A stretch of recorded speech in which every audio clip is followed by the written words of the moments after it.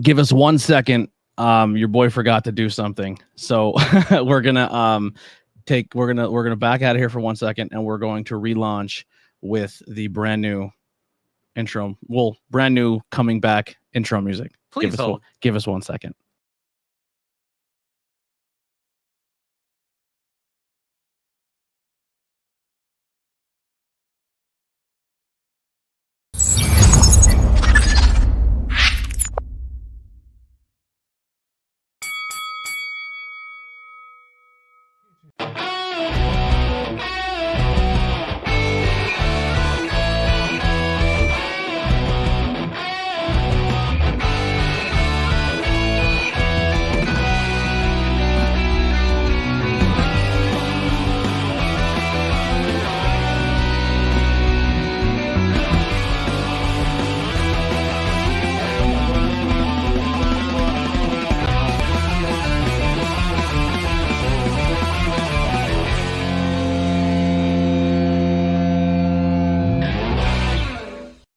Ladies and gentlemen, we are live. Billy Trey's music is back in the rotation. So, full disclosure, we used to do the stream start music, and we used to do the other song. But we don't have to tell them that. Billy Trey's back, baby. Well, no, I kind of want to talk about because it's going to affect the rest of the network too for people who watch that. So the site that we use I had to pay for the license free music. Obviously, I can't pay for it anymore, so I got rid of it. And then when I got rid of it, I didn't realize they would catch on so quick. So a lot of the stuff we were putting up, it was getting hit with hey, we have to. Well, they weren't hitting us with copyright or strikes, but they were we're gonna mute your music for 2 or 3 minutes. Mm-hmm. So we are bringing back the streaming start music. We are bringing back other songs for the other podcasts, but it's all going to be new. Once Billy gets them done, we're gonna have Billy Trey as going to be at the sound of the network, which is exciting. We do have the sounds. Yeah, that's a cool title. Yeah, so we do have the website. You can go check out iwepnetwork.com. You can check out all of our social media links: TikTok, Twitter, Truth Social. No, that's not us. That's Murder My Dude. Yeah, Truth Social. All those great things that you can use to support. We have a Patreon. Why are you not on Truth Social? It's the hottest social network. I'm not ready for that kind of truth of the world yet. You can get a little red check mark. I'm leaning into it. I'm leaning into it with Truth Behind Illusion. Oh, okay. And that's about as truth as I can get. But yeah, we are here for episode 166 and our final conclusion of our promotion for the Legends of Hamburg Fieldhouse. Well, I hope so because it's in 2 days. Yeah, one day. Tomorrow is you can still promote if you want. Yeah. But next year's. It all comes to an end tomorrow for the first show, the quarantine show, which is going to be Friday night with the headliner of Mila Mortez is going to be fighting in action. Mm-hmm. Very rare appearance by Mila Mortez. Saturday will be the Breakfast Mania, Waffle Mania, followed by the Legends of Hamburg FanFest 2, followed by Outbreak Wrestling. Come together. It's going to be a long, hot weekend at the Legends of Hamburg Fieldhouse. So make sure you guys come and all hang out. And if you can't be there, we are going to be making tons of content, vlogs, and a bunch of side stuff. So we will have some interviews as well. Also, we just launched a brand new thing on YouTube. It will be exclusive to YouTube, timed exclusive.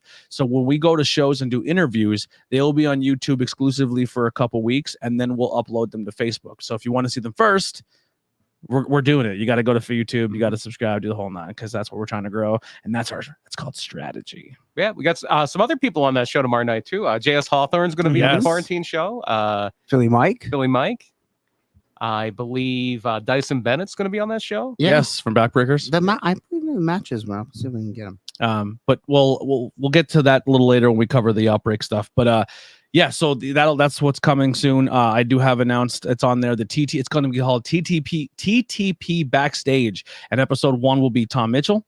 Episode 2 will be Trevor Kage, and episode 3 will be Alpha Jr. And we're gonna so that's pretty exciting. So, like I said, we will get into news and topics and stuff at the end of the show. We are gonna jump right in, say hi to the chat, and then get into our topic, which is gonna be the five time, one more 5 time. 2 more, 5 time. We probably did like 7 time. Yeah. But that's how many TV titles he had. Yes, Booker T. Now do the tag titles. Yeah, that's going to take a while. The history of Booker T. So I do put the history of, because he's not a guest on the show. Some people, I remember people thought we had Tony Schiavone on the show once. Like, no, we're just going to talk about him. Yes, unfortunately, we're not popular enough or big enough to get the clout to have Booker T and Tony Schiavone. And I don't think many podcasts are to get Booker T. I believe Booker T has his own show. He does. Heated Conversations. Oh, okay, I know. So let's say hi real quick to our chat. Tantalizing Tony is hanging out with us, and he brought the nation. First Lady Christy's hanging out with us. Ashley's hanging out with us. That's Christy again. I see Tony PPW. I only know that because the back of his shirt said Tantalizing Tony. Yeah, he worked his balls off. Was he the cameraman? He was the solo cameraman. Oh my! And it was a hot building, and he had to go around. Wow. He had to like run around the side of the ring because the ramp's there now. Yeah. He I worked. saw a problem with the ramp. You have to get that side and get all the way around. He worked for his money, right? As they say in the business. Only if he got some. Paid his dues. Yeah. Anything. Tantalizing Toast of the Nation's coming. Thank you all so much for hanging out when we go through the topics. If you guys have anything about it. Domination? Yeah, the Nation of Domination. That's kind of his logo is like the Nation of Domination. He's a fan of those as well as the NWO. So it's like a spoof of the two together. Okay. Yeah. I don't even remember. Did the Nation of Domination even have a logo? I don't think they did. I don't think they had any merch. No. Back then, the heels didn't really get merch. Yeah. Carl hanging out and my boy Mick hanging out with us in the chat. All right. Let's get into it, Brian, the history of Booker T. And there's a lot of it, isn't there? Yeah, this is one of those ones where I just have some guidelines because I can just talk about Booker T. I'm sure a lot of us can just talk about Booker T for hours and hours and hours. One of those guys who was just around forever. I believe he's 57 years old now. Looks great. Yeah. Just got back in the ring. He's got muscles in his back that show on the front. That's insane. That's crazy. I forget what that. Well, before we jump into the topic, and we're probably going to spoil some things we're going to talk about. And if you don't know it, it's not really spoilers, but let's go around the table quick. And what is your favorite? Booker T did that. Like your one favorite Booker T moment. We'll start with you, Brian. Oh wow, put me on the spot. Fine, I'll start with Austin. Then we'll start with me. Booker T Gold Dust. Oh, you like the Booker T Gold Dust stuff? That was comedy done right. Yes. Yeah. I enjoyed it as well. If you give me a sip of your soda, I will give you a bite of my wiener. Damn, Goldie. That was good stuff. And they finally won the tag belts, maybe a little too late, but they finally did. Yeah, but then they dropped them quick. Yeah, they didn't have them long. That was because it was one of them things where we don't want you to get over and you're getting over. A couple days or a week or two. I can't remember. Weeks, I think. And that was at the time where like Evolution that was just controlling everything. Yeah. That was what they called the Reign of Terror. Yeah. Because Triple H and his boys had to stay over and keep the gold. Yeah, they had the book. Austin. So, couple different ones come to mind. A lot of King Booker's reign is what I grew up with. Yeah. From like 05. King Booker was incredible. But the feud with the Boogeyman, Boogeyman, and Sharmell, and just normal antics from both sides of the table just really stick it out in my head as a nostalgic memory. But then when he was in TNA and he's doing commentary on a match as Black Snow and then comes down to the ring and starts kicking ass and saying, "Oh, Black Snow beating his ass." Yeah. One of the funniest moments in TNA. When he would cycle through accents in TNA. Yeah. At the end of his run in TNA, he just didn't care anymore and he was just having fun. And yeah, one week he would be like British, one week he would be Jamaican, one week he would be French. He would have a different accent every week. Yeah. Brian. There's so many. The feud with Steve Austin. The grocery store fight. The grocery store. That's mine. Price check on a jackass. Yes. Yeah. I'm trying to think of some because I'm trying to think more WCW, and Harlem Heat was just a great team. Just had a great feud with the Blue Bloods of all teams, Regal and Bobby Eaton. The Nasty Boys and the Nasty Boys were the best team. Like they had a match, the Bash at the Beach where it was on the beach. They had a really good 3-way tag match. It just. What, didn't Booker T the best of 7 with? I was gonna say with he who's not shut up your name. He had a best of 7 5. by himself. That was with Cena in WWE. Oh, okay. He had a best of 7 with somebody that I can't name right now. No one. He had a best of 7 with no one. Yeah, no one won the and he title, beat no one. he beat no one, and then he got a shot against Finlay for the TV title and won it. Yeah. Mm-hmm. You know what?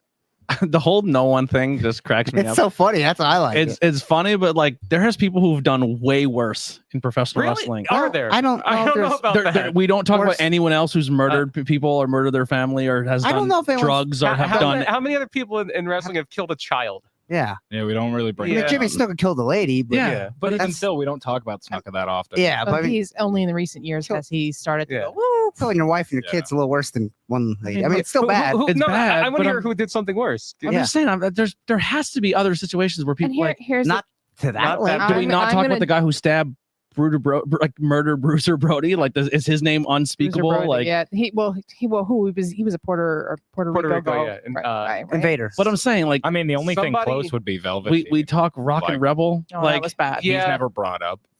Yeah, but I'm saying, Rock and Rebel wasn't famous. but I'm saying it's not as bad. He only killed one person. It's only because Chris was so famous, so good, and his crime was so hideous. I think is what it is. I agree that it's bad, but like, I don't believe we should. Thank you for going out on a limb here and saying it's bad. I mean, it's bad, but like, we talk about people who do stuff like there's true crime dedicated podcasts. We talk about, yeah, but is there a wrestler the joke is that WWE won't say his name. Yes, I understand, but fine, Chris Benoit. We can say Chris Benoit. It's okay, but WWE won't say it because it's funny to say no one. Yeah. He had CTE problems too. Like he had CTE concussion problems. So do a lot of people. They don't kill their kids. I know. Listen, that can drive you nuts. Unless you're on TikTok, then you can blame it on everyone else because that didn't happen. I'm just trying to go the medical route here. Yeah, the actual police report and science route. It was Kevin Sullivan. Everybody knows it was Kevin Sullivan. There's a lot of clearly Kevin Sullivan. Definitely wasn't Booker T. There's still people that believe that Kevin Sullivan is actually a Satanist. I mean, he might be, and that's why he did it. But I mean, realistically, I'd rather hang out with Satanists than Christians sometimes. Yeah, I'm just saying there's people that just think that his character was real. Something I can agree with you on. All right, so Kelly, yours is the grocery store? Yeah, mine's the grocery store. The price check on a jackass. That was just so memorable. And that was like right when he came back, like he came into the WWE full time after WCW, right? Yeah. That was like right in that. It was right at the end of the invasion angle. Yeah. Post invasion. I like my favorite was when he feuded with Ahmed Johnson over the letter T. When Johnson's name was Big T. I thought you were going to say when he cut that promo on Hulk Hogan. That's up there. That's one of my favorites. That's up there. That's iconic. When you type in Booker T, that's number one or two search thing. And the best part of that is Sherry just goes mortified immediately. Mean Gene rips the mic away, and Stevie Ray doesn't even notice. Yeah, he keeps going. Stevie Ray's like, "What did he say? Something?" Yeah. Oh, we're doing promo. And it's funny because he has had his own troubles, but they said that the one person that went to bat for him after that for him to not get in trouble was Hulk Hogan. Yeah.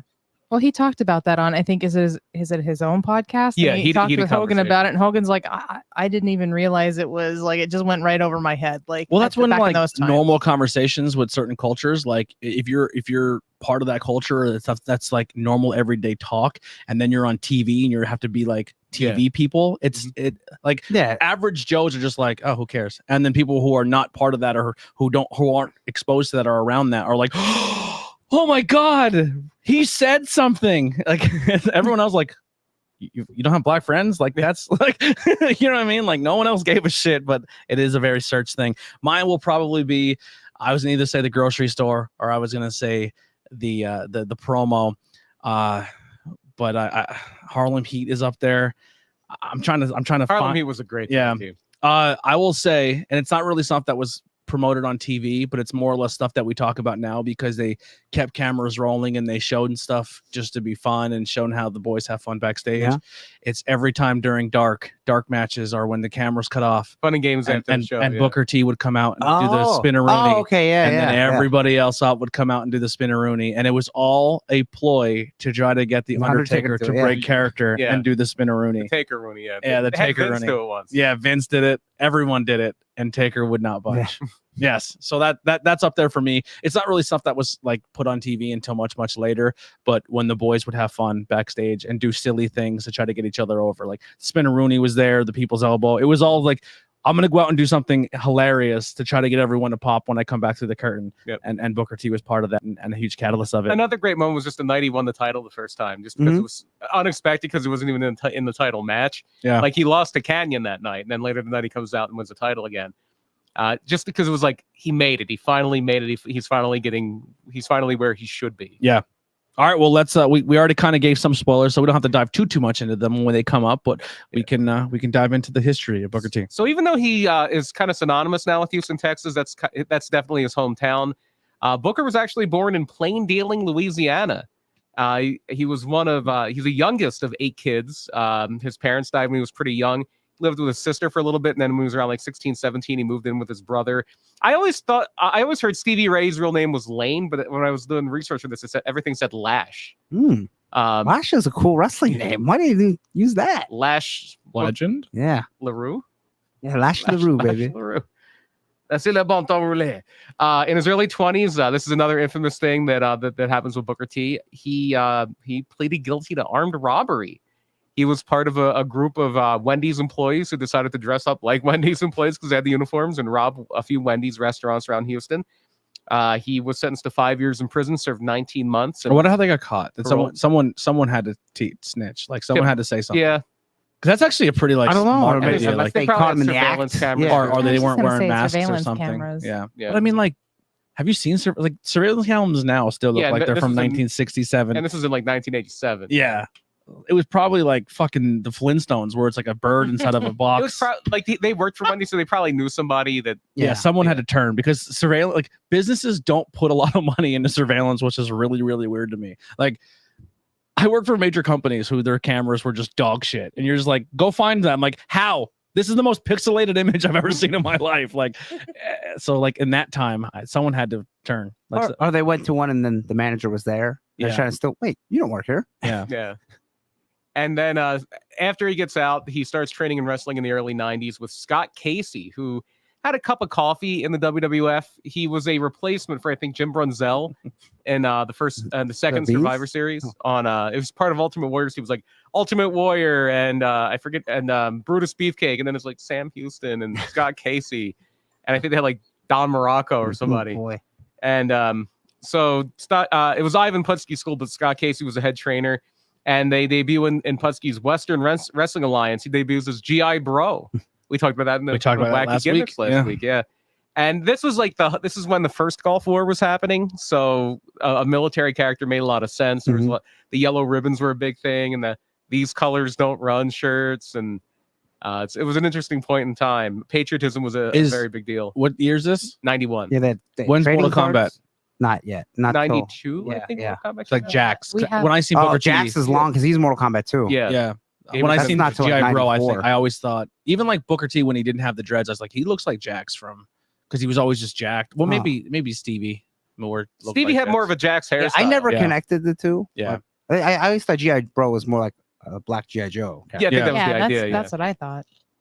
Yeah, that was definitely the idea. And while they're wrestling here, they catch the eye of a very famous manager in Texas, probably the most famous manager in Texas, Skandar Akbar, General Skandar Akbar, who was a longtime guy in World Class. He was one of the big heel managers in World Class, and he was in Global Wrestling Federation, ran the Sportatorium in Dallas, Texas, which was the home base of World Class once the Von Erichs gave up the business. Joe Pedicino, and they said there was one of those ones where they said they had like all this money and backing from some investor in Nigeria, but it wound up not being the case. And their first few shows are bringing in all these big name talents, like Axe is in there, Cactus Jack's in there, and then a few months later, it's just all Texas guys. Eddie Gilbert was the booker for a minute. They had the Patriot, they had the Dark Patriot, which is funny because an ECW had Eddie Gilbert and the Dark Patriot on the team, because everybody knew. If you were smart, and most of the ECW crowd was, you knew it was Eddie's brother. Yeah. But anyway, Booker T and Stevie Ray are under those names are in Global as the Ebony Experience. And I remember this is where I first saw Booker T. Global used to be on ESPN. Yeah, in the and afternoon. ESPN too. It would be on like 4 p.m. And then even as late as like the mid 90s, after they closed down in like 93, but for a few years later, they would be on ESPN 2 in like the middle of the night. It would just be like old Global Wrestling on there. And they were 3-time GWF Tag Team Champions. One of the times they beat Bad Breed. Ooh, wow. Axel and Ian Rotten. Yeah. And then WCW comes calling because they're these bigger guys. They can work. They look good. So one of the big companies is going to come calling. Yeah. And it's WCW. Two guys that are 6'5" or above. Come on. Yeah. And so they come in as Harlem Heat. We talked about it last week. The first idea for them to come in was awful. They were going to be led by Colonel Parker, who was a looked like an old Southern plantation owner. They're going to be in chains, which would have been an awful idea. Thank fucking God that didn't happen. So, and what year was that? 93. And we still kind of thought that was an okay idea. It's the 90s. Nobody thought it was an okay idea. Nobody gave a How shit. who thought that up? Who Heard? Was he there? Hurd wasn't there. No. What's his name? Jamie Kelton? No. Yeah, but Who would have been booking? And who would have even put that on the table as an idea? Even still, Kevin Sullivan. no, 93. Flair. I think. Oh. No. Flair was back, and Flair might have been the head of the. There was a committee. Everybody always wants to take credit for something in wrestling. No one's jumping at the bit No. for that. Yeah, Yeah. The bad idea. So I don't know who did No. that. So luckily they don't do it. Luckily they are Harlem Heat, but they're Kane and Cole, and Booker T is Cole. And they are on the War Games team that loses. It was Sid, Vader, and Harlem Heat, and they lose to Sting, Davey Boy, Dustin Rhodes, and the Shockmaster in War Games. We talked about that last week. In 1994, we get the more familiar Harlem Heat lineup where they had their old names back again. They're Booker T and Stevie Ray, and they have a new manager because after Ric Flair was gone, Sensuous Sherry in WCW. Sister Sherry. She becomes Sister Sherry, and she starts managing Harlem Heat in late 1994, and very soon after, they win the WCW Tag Team titles that December in '94 from Stars and Stripes. The Patriot and Buff Bagwell. Yep. Marcus Alexander. Yes, Bagwell. Marcus Alexander Bagwell. This was at a point where their whole idea with Bagwell is going to be we're going to put Bagwell in the tag team. Mhm. It's going to be a different tag team every couple of years. First it's him and Too Cold, and every team got like a really quick title reign. Yeah. Like Bagwell and Too Cold were champs for like a day, and then Stars and Stripes were champs for a few months. I remember the match they won them. They won them from Pretty Wonderful, Roman Orndorff, and I think Roman's going to be in Hamburg, right? I think so. I think so. Yeah. And the match they won was mask versus title. So if Stars and Stripes would have lost, the Patriot would have had to unmask. And they said he wore a mask because he was in the Gulf War and he had like chemical burns all over his face. Because he's a soldier, obviously. Now he's a zombie. Yeah. He's dead and he's still wrestling. Yeah, somehow he's still I don't going. know how that works. It's crazy.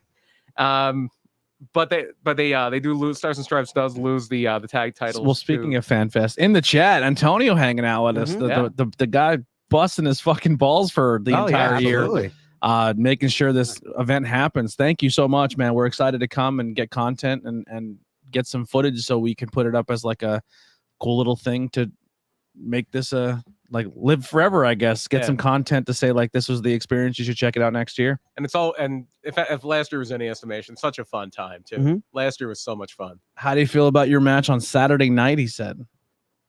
Go for I was going to say, is it announced? So, yeah. Saturday. Yeah. We yeah. announced I it. had to think for a second. Which match is it? Saturday. I'm excited. Yeah. Excited for it. It should be pretty good. You I guys can throw him around. He's a small guy. You guys had a little bit of face to face at PPW. Yeah. Yeah, How about that? You threw some I know. spinach in your Yeah. face. On my face. I said on commentary, there's two things Andy Header hates, and he doesn't want anywhere near him, and that's green vegetables and mayonnaise. Yeah. Any There's white, a lot of things. any in white there. condiments. I guess. Fat like yeah. broccoli. Ranch dressing. Yeah, right. It would be much easier to just list things that Andy likes. Yeah. That'd be a lot. Very, very easier. true. The list of 101 things Andy hates. Yeah. Yeah. We can do it right now. That could be a whole episode. Yeah. Armbar. Yeah. All right, sorry. Go ahead. I have a promo to post then too because I think Outbreak don't posted it. Did they post it? Yeah. If not, I'll share it. I know Leo has one as well. Yeah. It's on Outbreak social media pages. Oh, okay. A match I to- didn't even see it. A match to determine a champion of the entire Earth. Yeah, the Earth. Not just the United States, not a few continents. Mhm. The If you entire Earth. if you win the Earth, what are some of your changes you're gonna make? No, did you get to make changes to the world? Oh, I mean, you're the champ. You're you're the overall supreme ruler. Yeah, Oh, you are the champion of Of the earth. the Earth. well, you first of all, gotta- what changes are you making to WYLN if this is how that works? Yeah. I want my own show. Yeah. I don't know what it's gonna be. It's a cooking show where I don't cook. The Earth. People cook for you, Yeah. but you critique everything they put in it. Yeah. And they're just Mayonnaise in it, and you hit them with a chair. Yeah. Yeah. So they make stuff I don't like. I haven't tried it. Does Andy like Miracle Whip? No, my God, no. Oh, it's awful. Everyone says it's different than mayonnaise. They're in the same category. Coke and Pepsi are both colas. Okay. All right. You understand that? Yes, they're different, but they're both colas. You should He hear also some. won't eat anything made with mayonnaise. No. Okay, mac salad. And don't give me potato that bullshit. salad. You can't even taste it because then I always reply with this, and people are dumbfounded. Then why put it in? And they're like, "Well, It's What? texture. you can substitute it." With what? If you literally had conversations, if we kept cameras rolling when the podcast wasn't rolling, off. and we literally just talk about like the dumbest shit, like We might fucking get more peanuts, views. like fucking peanuts and almonds and cashews. Me and him fight over almonds. He the will go almonds on all the time. tyrants about fucking mayonnaise and it's hilarious. Maybe that's Patreon content. You gotta have like Matt facts, and Yeah. Andy strongly dislikes mayonnaise. Fossil fuels for everybody. Fossil fuels? Sure. If you want to drive an electric car, you want to drive a gas car, whatever. I don't care. It doesn't matter. Are you saying if you become the year's champion, you're going to reduce gas prices? Sure, yeah. We'll All do right, that. cool. You have that power, like the president can Because- magically do. Yeah. I mean, And No, then- no, it's only the president's fault when they go up. That's yeah, right. when they go up, it's his fault. When they're down, nobody talks. Yeah. Yeah.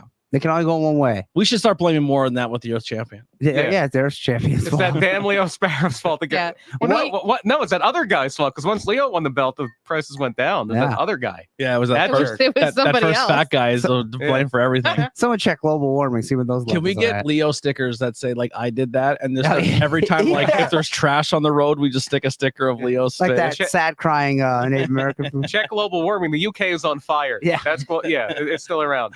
Yeah. Actually, he's trying to make things better for the Earth. Yeah. Yeah. Yeah. Like Clapton Planet. He's Yeah. gonna bring pollution down to zero. I hope so. So if Andy wins this championship next Thursday, we're gonna have it on the table, and he's gonna be eating a steak by it, right? Yeah, the meat pie. That's one thing we can't stop doing. Although Gardein is pretty good. I had Gardein. Yeah. It's pretty good for fake meat. you should do a promo where after the fight is over, win or lose, Eating Slim Jims, baby. you eat an Impossible Whopper just to try to, like Do they break. still make those? Yeah, They're Yeah, you break terrible. bread with an. I don't think. I had it. They're okay. Yeah, they're fine. Okay. Yeah. Mm. All right, let's get back to Booker T. So at this point, Harlem Heat is basically the centerpiece for a few years of the WCW tag division. The titles are constantly rolling around them. They had a few with the Nasty Boys. They traded titles back and forth. They would lose the titles to a team and then win them back pretty soon after. They did this with the Nasty Boys, with Bunkhouse Buck and Dick Slater, Mhm. with American Males. Speaking of Bagwell tag teams, Luger and Sting, the Steiners. They even lost the titles to Public Enemy. Yeah, for a Public. a week maybe. Yeah, I think they lost them on WCW Saturday night and then won them back on Nitro or something like that. It was like a weekend. Jesus, how many Right, times might have were been they 6 days. champs? 10. Oh, 10? 10 Wow. times. Holy shit. Ten Wow. And then Booker won the WCW tag team titles once with Test in WWE. Oh, They- R.I.P. Test. They were never officially called this, but because it was the network Nitro was on, they were kind of sometimes called TNT. Yeah. Booker T and Test. TNT. Yeah, he's won so many tag titles with a bunch of different partners, but Stevie was his main partner, his Yeah. brother, Yeah. and he won them. They won them 10 times in WCW. And so eventually Stevie gets hurt, and everybody Stevie Ray was good, but everybody really felt like a lot of people really felt like Booker had potential as a singles guy. And so did Stevie too, to a degree. Stevie Ray had a good run with the NWO. He had the slapjack he would hit people with. Yeah, I got over pretty big in the Yeah. 90s. But Stevie gets hurt in late 97, and so Booker wrestles singles for a while. They don't do it like WWE now. A tag guy gets hurt, they just put him on his partner on the shelf instead of having him wrestle singles. Yeah. It's weird. And Booker took the ball and ran with it. He beat Disco Inferno for the TV title. He famously won a best of 7 series against no one to earn him a shot against Fit Finley, which he also won. Could you imagine, like, you're in a best of 7 with two people who Was just one person minus everything that happened if it didn't, are 2 Hall of Famers to go on to wrestle Fit Finley. Like, he was a legend. He did a lot of cool things in the business, but like those 2 names are fighting to go to a championship to wrestle. Well, Yeah, everybody respected Finley though. yeah, I mean, like, he's super respected, but I'm talking And- about like accomplishments amongst different brands. Well, at this point, Booker T and no one are not Booker T. And Exactly. and no one. It's They're like more at the level foreshadowing of to the Fit Finley, future. Like, yeah. you look back and you're like, oh my God, like if you're a wrestling fan now, and you look back, like The Rock was part of, like, and you look back, like you look backwards to their Yeah. career, like, oh my God, this is where they were at one point. Like, yeah, you always just totally. kind of put them in the stratosphere, like they were always just the top of the game. not always. Yeah, like, Yeah. You look back at like WrestleMania 5, the Rockers lose the second match to the Twin Towers. yeah. Yeah. And then they lose the next year to the Orient Express. Everybody has to start somewhere. So. Yeah. Love the Harlem Heat Nasty Boys feud. 97, 98 Finley is highly underrated. Yes, he is. Absolutely. No, I'm not saying Finley's a joke. I'm just saying, like, if most people see, like, like me as a WWE fan, I didn't know much of Finley. Mhm. And if you look back, like, at those 2 names, you're like, holy fuck. Yeah. Well, another guy that was really in the mix at that point, and he was supposed to win a gauntlet match at Super Bowl, but he got hurt for real. He blew his knee out in the match. Was Rick Martel. Like Rick Martel came back. He wasn't the model or anything. He was just Rick Martel. He was like in his mid 40s, and he was having like a career renaissance until he got hurt. Yeah. Harlem Heat is one of top 5 tag teams of all time. My list consists of RVD and Sabu, Harlem Heat, the Briscoe brothers, LOD, and Trent Acid and Johnny Cashmere. Backseat Boys. Yeah. They were big in CZW in the early 2000s. Booker T had some great series of matches with John Cena in WB and Chris Benoit in WCW. Yeah, if you guys have your favorite Booker T moments, please put them in the chat. We'll put them up, and maybe they will come up at one point in conversation. He did defend the title in the last Nitro. He did. Well, he won the title. Oh, yeah, that's right. Yeah, Scott Steiner was the champion. So they do kind of keep Harlem Heat apart when Stevie Ray comes back. Stevie Ray goes heel in the NWO. Booker is mid-card singles baby face. He wound up winning the TV title 7 times between 97 and 99. And then Harlem Heat reunites, short-lived, because then the NWO is kind of going away, and they still want to keep Stevie Ray heel. They still want to keep Booker T babyface. So something has to come between them, and it's Midnight. So China was super, super over at this point. So the WCW kept trying to have female bodybuilder types, muscly people. You had Asia. Yeah. Get it? China, Asia. Could you imagine if Jade was in the time machine? Like they had a time machine to bring Jade in at that point in time? Well, Midnight was fairly close. Midnight was a bodybuilder. Yeah. She was Jade is much more talented in the ring. Midnight never really put it together in the ring, even to the point that Jade has now. Midnight was a little bigger than Jade, though. Oh yeah, body-wise. Midnight was jacked. She was pretty on par with China. Yeah. She didn't have the charisma. She was more ripped than China. Yeah. She didn't have the charisma or the appeal, I guess, China had. Or the ring work. Yeah, the ring work was really missing. And so Stevie turns on Booker Midnight and joins up with Jay Biggs, who was Clarence Mason in WWF, and Big T, who was Ahmed Johnson in WWF. He never did it for me. You have to watch on YouTube Fun with Ahmed. Yeah. It's from the WWF Warzone game, which was like the original WWF game. Yeah, all his problems was just unintelligible. Yeah, and somebody made like fake subtitles of things that it sounds like he's saying. It's just outrageous. He never did it for me. Someone bought me his action. My mom bought me his action figure, and I was like, I had that first original one. He looked cool. Yeah. Wasn't the best wrestler. Yeah, I never got into it. He had charisma, but sure, he's a super nice guy. Like if I met him, I'd high five him. But, like, as a character, I never attached myself. Things to the contrary. Oh, really? Yeah. I don't know. They always said he was kind of a little dangerous in the ring too. Yeah. A lot of people didn't want to wrestle him. Yeah. It was a little wild because he wasn't trained. The promoter in he was another guy who came from Texas too. Modabe. Modabe. I don't know how you pronounced it. But there was a story when Dennis Corluzzo was promoting NWA New Jersey that Ahmed Johnson, I guess he agreed on price, but Ahmed tried to like hold him up for more money. So Corluzzo said, no, just stay home. And then he goes to the crowd, like explains what happened, and he gives out at the show Ahmed Johnson's phone number. So the fans are starting to call Ahmed Johnson. He did look awesome in WWE, and now in WCW he was pretty heavy. Yeah, he did had not look good. Yeah, he had gained a bit of weight here. He's Big T. And so they have a match at Super Brawl 10, Big T against Booker T for the rights to the letter T. Who's booking it this time? Who do you think? Yeah. Who do you think's booking it this time? Who would fight over the letter T? T on a pole match. Actually, at this point, it might have been Kevin Sullivan. Super Brawl, this is between Russo stints, I think. So yeah, I take that back. What do you think? So it probably is. Probably was Russo's idea. It's probably an Ed Ferreira idea because Ed Ferreira stayed on the booking team. So yeah, then he just becomes Booker because he lost the rights to the letter T. Yeah, Big T, and then he would leave the company like a month later, and then he became Booker T again. Yeah. Yeah, that was Harlem Heat 2000. Everything had to be 2000 for a while. So Harlem Heat 2000. Every video game was 2000. Yeah. Oh, remember that was like the scary time when everybody thought their computers were going to crash and it was the end of the world. We should do Tornado Tag Podcast 2000. Yeah, Techno 2000. Team 2000. We should. Yeah, we'll do. If we ever hit 2,000 episodes, that'll be. They should bring them back. Techno We're Team. from the past. Yeah, now we're from the past. We're time travelers. I'm not going to watch this online. It'll buffer. I'm going to ask this question. Knowing and assuming that Kelly's answer is yes. Did anyone else actually fear for their lives in the year 99 going to 2000. No, it wasn't. I'm not even. Yes. Wait, do you mean 99 or 2012? Because that was the other. Oh, you remember that? Yeah. Calendar. Oh, And yeah. here's the thing: they were saying that computers were going to crash. I didn't even have a computer then. Oh. Oh yeah, a lot of people did. Yeah, it. you're like I don't know if I you did. were a country girl. You're like, bring it. I Yeah. didn't have If brain planes were gonna cells. fall out of the sky, like all this stuff was gonna happen. I had a mountaineer father, so I knew we would make it. So Yeah. he's like a survivalist. The He would reason I know. say that, if you listen to Truth Behind Illusion, there's not much Kelly doesn't believe. Tune in. It's a great episode. It's great content. Me and Andy are, I guess, your open-minded skeptic, but Andy's more on the softer side, and then Kelly tries to explain things to us, and Tony's just like, no, fuck it, it's not. I real." shit on it. Yeah, he just shits on it. Check it out every other Tuesday night. Actually, we'll be live this Tuesday. You can check it out. Oh, I'm sorry. So You got a plug in there. So Booker, he hasn't even Booker for a while because this is when he brings back GI Bro. Mhm. Now this is Russo. That's pretty bad. GI Bro. Bro. So what happens is he joins up with the Misfits in Action, which are all these like really lower card guys and Whose names were all sexual innuendos. or different innuendo, and they all were military. Because that's funny.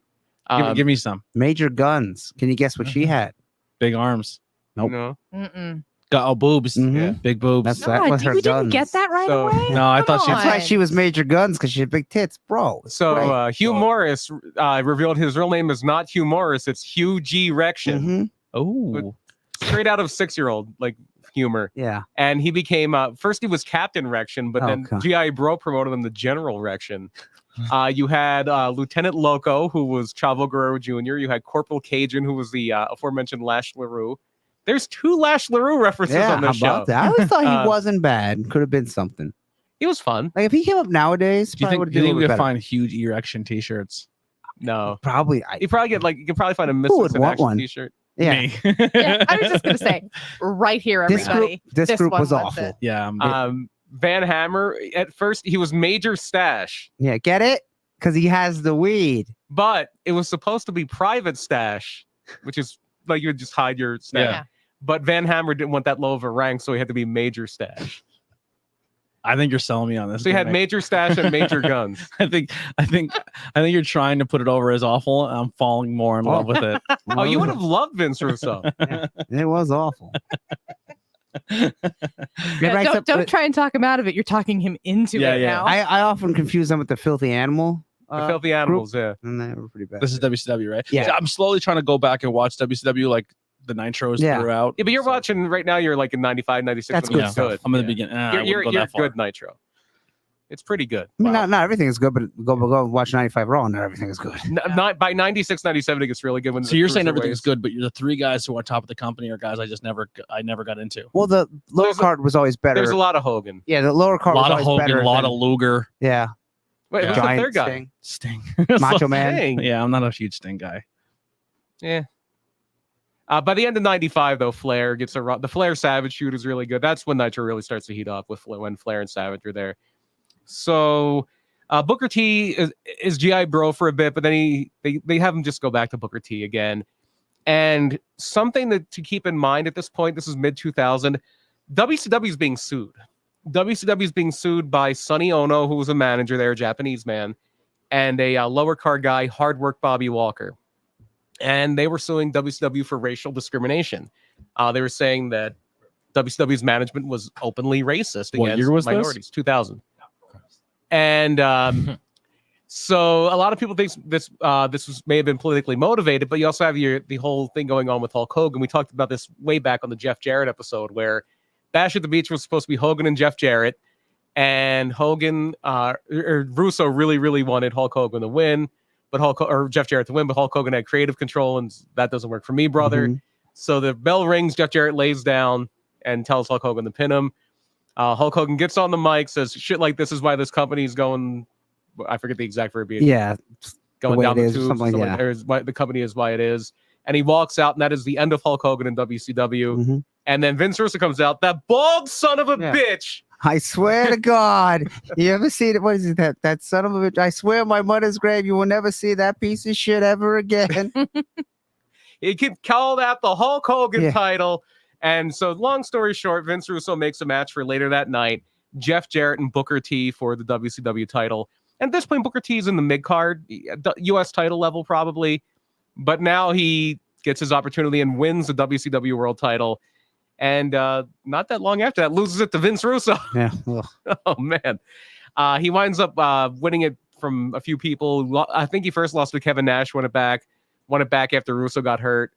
And eventually winds up with Scott Steiner. And so that takes us to the final Nitro, where Booker T is the U.S. champion. It was the only time he was ever the U.S. champion. But they have a U.S. champion Booker T versus WCW champion Scott Steiner match because Vince was pretty sure he wanted to bring in Booker T, but he wasn't sold on Steiner just yet. I think Steiner was like almost 2 years before he came in. He came in 2000. They bought him in 2001. I think he came in November 2003, if I'm not mistaken. Did he not like the Steiner, like the character he developed? Like I don't know, because he was the same character. It was a money thing. Yeah, and he might have had some time left on his contract, and guys, they just sat and got paid. All those WCW guys had guaranteed contracts, and when WWE bought the company, they didn't buy all the contracts, and certain guys took buyouts. Like Booker T took a buyout, like pennies on the dollar, to come in and work for WWE. But certain guys were like, "No, I'm just gonna collect my guaranteed money until my contract's up, and then if you want to buy me out, buy me out." And then WWF didn't want to bring people in on some of these contracts because they would run into a problem where they were thrown off their pay scale. If somebody comes in, if they bring in Hogan on Hogan's contract and Hogan's making more than Steve Austin, Steve Austin's the biggest star in wrestling, and he's not gonna stand for that. Yep. The Rock's probably not going to stand for that at that point. And which is like, I think wrestling fans at this point is like, man, what a huge wasted opportunity, because this is the time where I mean, put in retrospect now, if we're getting companies that work together, and now you have the two biggest companies in the world that's going to merge, and people are thinking dream matches. Yeah. Mm-hmm. And they're like, well, why aren't we getting all these big names? Yeah. And just because of red tape and contracts. Because the guys they did buy out, there was only like 22 of them, and they were guys that were like younger guys on smaller deals. Guys like Mike Awesome, Chuck Palumbo, Mike Sanders, Billy Kidman, Lance Storm. Like those were the guys who were in the skybox at WrestleMania 17 were the guys they pretty much bought out. Yeah. Yeah, because like Nash had 2 years or something left of guaranteed $1 million. Yeah. Like, are you really gonna give? Like, you can't blame him. I can do nothing and get paid $2 million. I can go here and wrestle and get less. Yeah, Mary in the chat. She, I always bust her stones because she always had Darby as her profile picture, and I said, you gotta change that. Darby is awful, and she changed it to Adam Cole. So I love it, baby. Hey, Darby had a good match last night. Darby did everything he could for Brody King. He made him look like $1 million. I was zoned out because I don't care for Brody King for some reason. I don't care about Darby. So yeah, the final Nitro, Booker T wins the title, and then he's kind of not there for a little bit. And he shows up at King of the Ring 2001 as the main event there it's Steve Austin. He's the heel WWF champion at this point, and he's defending against Chris Benoit. Oh, he said his name. Damn. Yeah. Oh, you fucked up. Canceled. Yep. Yes. See you next week. He defended against Chris Jericho, and some other guy was there for some reason. Yeah. And Booker T runs in during the main event and tries to throw Austin through a table, but he kind of just slides off of it. Yeah. And then he just runs away. So they bought out Booker T, and Booker T was the WCW champion and the US champion at this point, which he just gave that title to Chris Kanyon. So he was a guy they really needed to make a deal with. And so he shows up there. He infamously defends the WCW title against Buff Bagwell at a Raw in Tacoma, where it's going to be a WCW match. They have WCW announcers, a WCW referee, that bad red and white WCW logo. It's not good. It wasn't good, and it wasn't what the fans wanted. And they did it if they would have done it in like North Carolina or Georgia or somewhere like that, maybe they would get more of a reception. They did it in Tacoma, Washington. Yeah. Oh, yeah. Remember all the WCW events took place there? I think there was a spring stampede that they did there once at the Tacoma Dome. So, yeah, and at that point, any idea of running WCW as a separate company died with that match. Yeah, and Arn Anderson and what's his name? Scott Hudson. Yeah, Scott Hudson. Scott Hudson was a pretty good commentator. And Arn wasn't great. Not every guy who's good at talking backstage is a good announcer. Arn always had this reputation for being really funny, and he was a great promo guy. He had a great sense of humor, but he wasn't a good color commentator. Oh. Rick Rude had the same thing. Rick Rude was a commentator in ECW. He was not good. Yeah, he was great as a character, but he was not a good announcer. It's a different skill set. So then Booker T comes in and he loses the WCW title to Kurt Angle, wins it right back, but then he loses it for the final time. So when he says he's a 5-time WCW champion, one of those times was in WWF. Yeah. At the end of WCW, he was a 4-time champion. He loses it to The Rock. The Rock came back from a little bit of a layoff. And this is the big gold. Yeah, the WCW title was a big gold title. And The Rock had been gone for a few months. I think he went to film like Walking Tall or one of those movies because he lost the title to Austin at WrestleMania. Walking WWF Tall and title. The Rundown came around the same Yeah. time. Yeah, he was filming one of those at this point, and he was only gone for a few months. Not bad movies. I like No, both of those. both Yeah, good. the I thought Rundown they weren't especially. bad. Weren't they supposed to do another Walking Tall with Charlotte? Yeah. I Charlotte? think it's gonna be a movie for USA Network, which could become a series. Oh, okay. Yeah, I think they are producing that. But yeah, Booker or The Rock was gone from like right after WrestleMania. I think they did an injury angle the night after WrestleMania, so he was gone from like March to July, and then he comes back, or April to July, and then he comes back to wrestle Booker T at SummerSlam and win the WCW title, and then he eliminates Booker T in the winner take all match where either WWF's going to lose and go out of business, or WCW and ECW are going to lose and go out of business. I wonder which one that's going to be. Yeah. Yeah, Kurt Angle was the big hero there because he turned on WCW's. He basically joined WCW's team just to turn on them. And it's funny because they do that, and then the next night they act like the invasion never happened. Besides, like just firing Shane and Stephanie. As a wrestling fan, you're like, holy shit! The 3 top companies, brands, are all together. You can't. This is a home run. You can't mess this up. Oh yes, you can. You can, Yes, when you you can. And they don't did. have 15 of the people that were at the top. It was that they didn't have the right people at the top, and it's the fact that too many people in WWF thought that the war was a shoot. Yeah. Like it's like you own them now. You can. They never wanted to let WCW get that much heat. And when they did, like WCW's main people besides Booker T were Steve Austin, Shane McMahon. They were WWE people. Yeah, it was really Yeah. bad.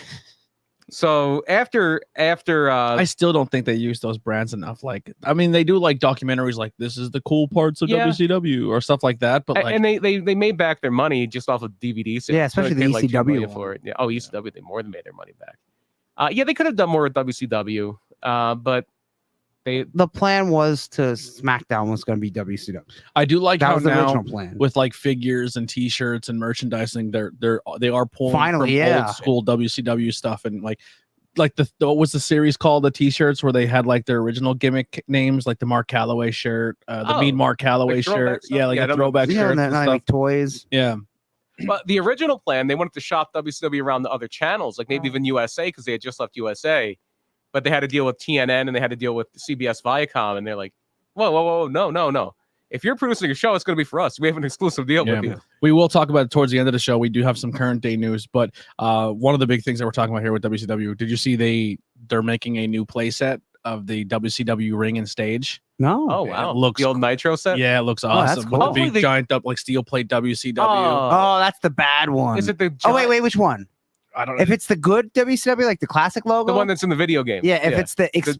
Oh, that's Oh, a good it's one. the Yeah, good one, that's okay. awesome. Yeah. Yeah, they're making a playset. The bad one is the exploding vagina, they call it. I always called it the Death Star. Yeah, and it's... Well, if those lights all work and stuff, that's crazy. yeah, that's awesome. Yeah. If you want to check out, while you're watching, if you're not watching on your phone, you're watching on your computer, you want to check out some cool stuff on Instagram. If you head over to Ringside Collectibles Instagram page, we're going to be going through not everything, but some of the highlights of what's been announced recently at the San Diego Comic-Con? Yes. Yeah, San Diego Comic-Con's happening, and they announced tons and tons of action figures that Yeah, are that's dropping. like the big place to make announcements. That's the mecca. Yeah. Mhm. I'm so pissed I'm poor and all my money I want to spend on goes to podcast equipment because there's so many cool If figures. you think about it, a lot of them are very hard to get. Yeah. So don't be too sad. Yeah. Like I want to try for the No Holds Don't- Barred set tomorrow, but Don't tell me what to do. I love CR. I was just on his channel. He does like a post AEW Dynamite every week, and they do a lot of cool stuff. So go Oh. follow CR Media over on yeah, Twitch. definitely. They do a lot of cool things. Yeah, the No Holds Barred 2-pack comes out tomorrow at noon, and it will probably sell in 1 minute. Yeah. Oh, yeah. Nah, I don't think I'm gonna try. I was shocked I got the Moxley. So Paul Bowe messages me. He's like, "Yo, there's not many left if you didn't get one." And I was sleeping on the couch, and I woke up. I was like, "Fuck, I have the other two. I want to get all three."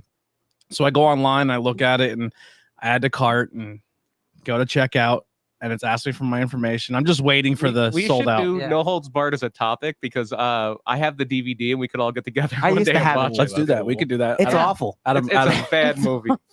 I mean, it's cool to see Hogan and Zeus, but it's awful. and Wrestling movie reviews. I also we could do a double feature. I also have Body Slam. I was gonna say, I thought you were gonna say Suburban Commando with Roddy Piper. We should watch Suburban Commando. I remember that. That was one. What about the Chaperone with the Triple H? God. The Tooth Fairy. I haven't seen that, but I'm just gonna assume that's horrible. Yeah, I can't Suburban wait. Commando. Did you ever see that? I had my mom take me to the theater to see that, and I saw the whole part might have been the first movie I saw in the theaters. In the chat, they're Either saying that if we're doing a wrestling movie, we got to do the WCW movie, Ready to Rumble. I'm surprised you don't love that movie. I didn't. It's such 12-year-old boy humor. I didn't mind it when as a kid though. I haven't watched it as an adult. I don't think I ever seen all the way through. I haven't seen it. I will rule you. Right? That's the guy with the elbow. Yeah, Jimmy the King or whatever. Yeah. Jimmy King, Oliver Platt. Samuel Adams has a T-shirt. It's him saying "I will rule you." No. It's him doing the elbow. Body Slam. Body Slam is actually kind of fun. It's very schlocky. It's very 80s. But basically, the idea of Body Slam is this fly-by-night music industry manager who's played by Dirk Benedict, who was face on the A-Team. He thinks he's signing a musician, but he winds up signing a wrestler. It's Roddy Piper. And then Tonga Kid is his partner. And then Captain Lou is the evil manager who controls wrestling in the area and is going to run them out of business. And his team is not the Road Warriors. It's the Barbarian and T-Joe Khan and Billy Barty's in it. He was a little person as he was a man. They use midgets. They don't say little person. Yeah. And there is some stuff that has not aged well. Aged well. There is a word that you don't use anymore. The F word. I'm sure there's a lot of words. Oh yeah, a lot of ways they treat people. Because this guy wears like fancy suits, he calls him that. Yeah. Yeah. And even somebody in a crowd has a sign with. Yeah, wrestling fans, that was like their go-to chant. Yeah. Back in the day. Mm-hmm. I had Heidi. We'll get back on topic 1 second here. I had Heidi watch They Live. Okay. Fell asleep 15 minutes Really? in. Yeah, she didn't give a shit. Maybe because it's more sci-fi. Yeah, more like sci-fi conspiracy. But she did watch Lords of Frog Town? Hell Comes the Frog Town. Hell Comes the Frog Town. Dude, I like that one more than They Live. I've never seen that. It's so good. No, I've never it's seen so that one bad either. it's good. I will say that. It's so bad it's good. That is Body Slam. Body Slam is so bad it's good.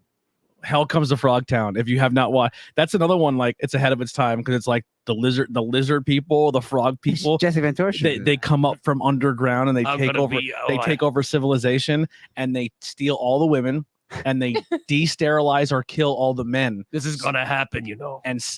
And Roddy Piper is the last fertile man on planet. Oh wow! So the whole movie, he's being exploited as a piece of meat. He's like, "Hey, get off me, ladies! I'm not a piece of meat here." And they're all trying to bang him.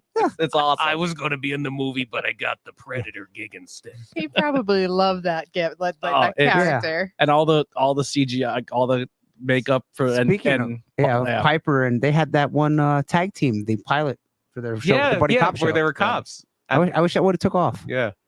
I saw some of the clips from Piper on Jericho's podcast. Oh yeah, that's good I stuff. loved Like it. Jericho's like, yep. Yeah, okay. he shut Jericho down. Yeah. Did he? Oh yeah.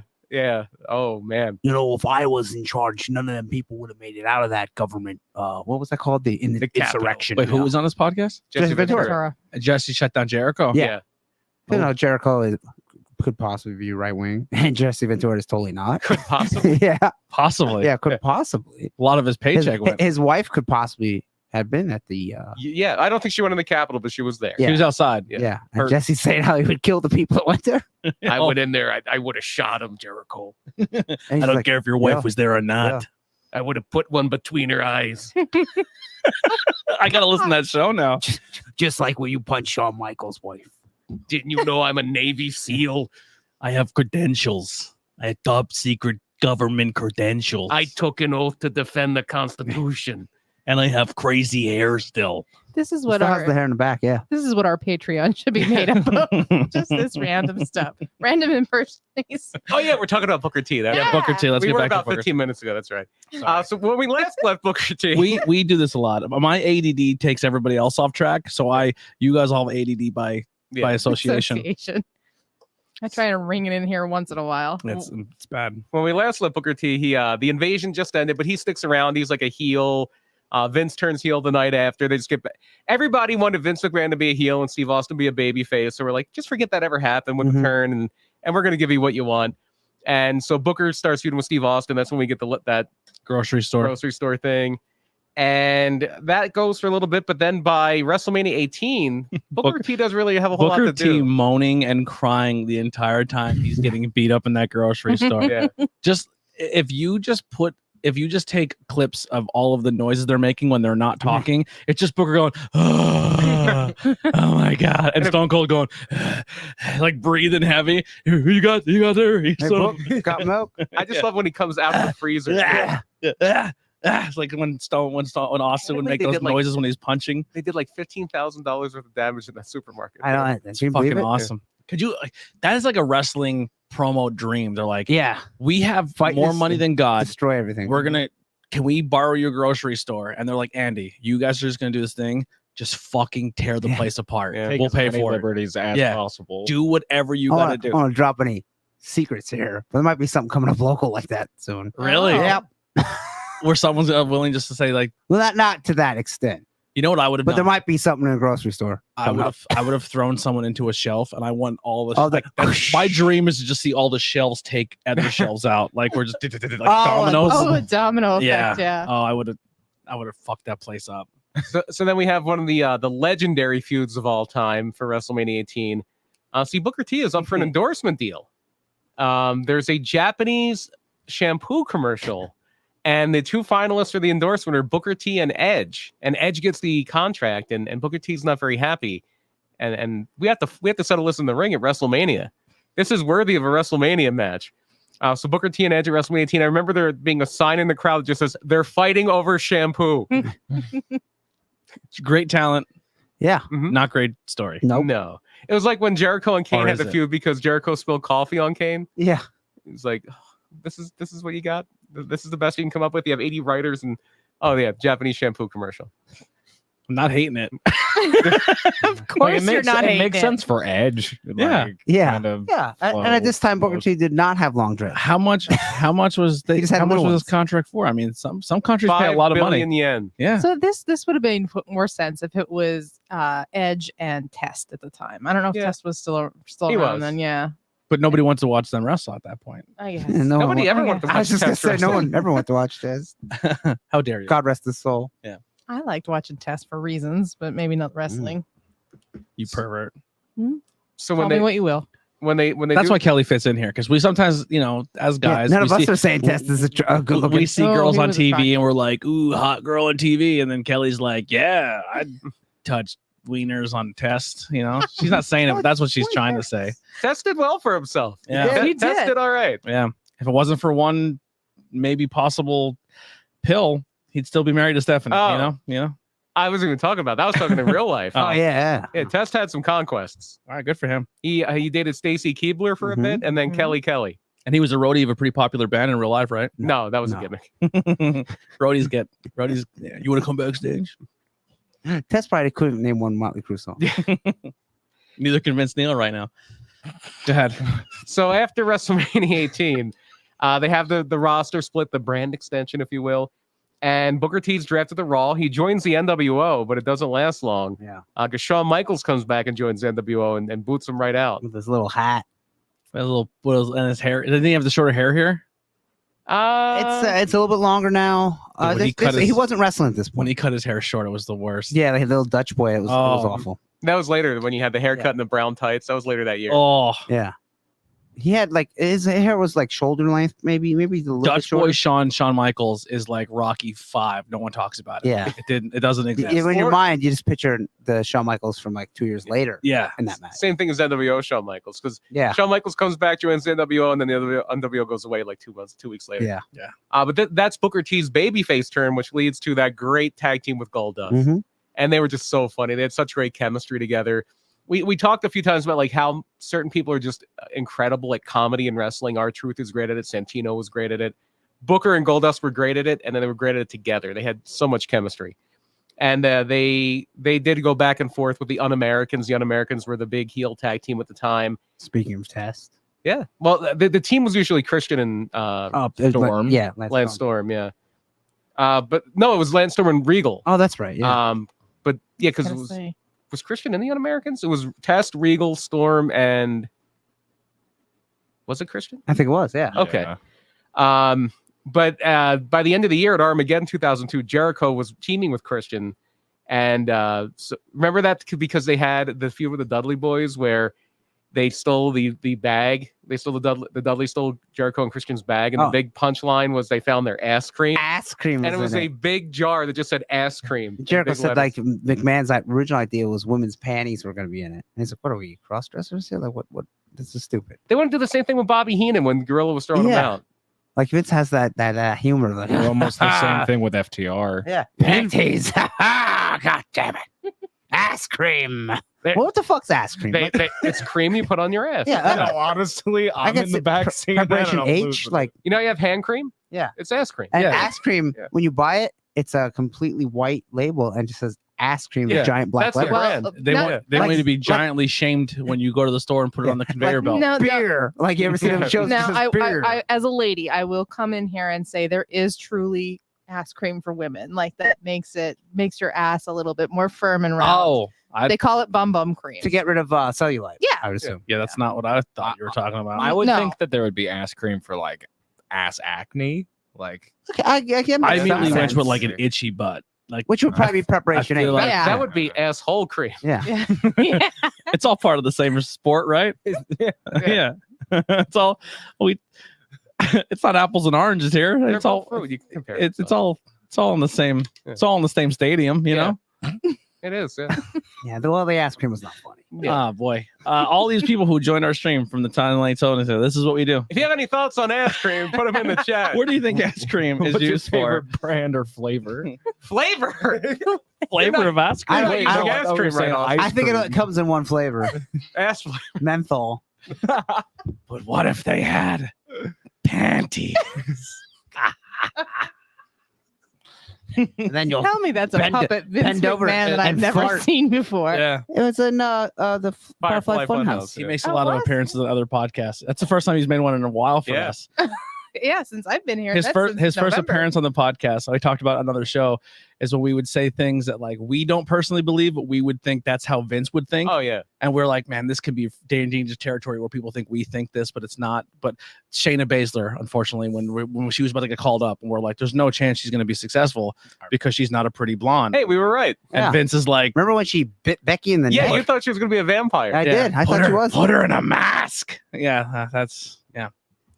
Turns out we weren't. She might have been. Yeah. She might have been better off being a vampire. She had she could have been in Judgment Day. No, but she had she still has the best Elimination Chamber performance of anyone. Yeah, she got pushed like everybody else for a month, and then it was over. It wasn't even a month. It was the next week. She was biting Becky Lynch. Yeah. And then losing to Becky Lynch when everybody knows Becky's on the way out. Yeah, because Becky has admitted now, like she knew she was pregnant in that match. Yeah. Oh boy. Yeah. Actually, no. The next best, the next best thing Shayna Baszler has done in WWE is when she cut the Andy Henry promo. When she said, "Oh, Becky's pregnant. Oh, yeah, that kid's gonna suck. That kid's gonna suck." Have you seen his dad or her? Have you seen her? You seen that kid's dad? Yeah, that kid's gonna suck. That's a totally different level to the term baby bump. Yeah.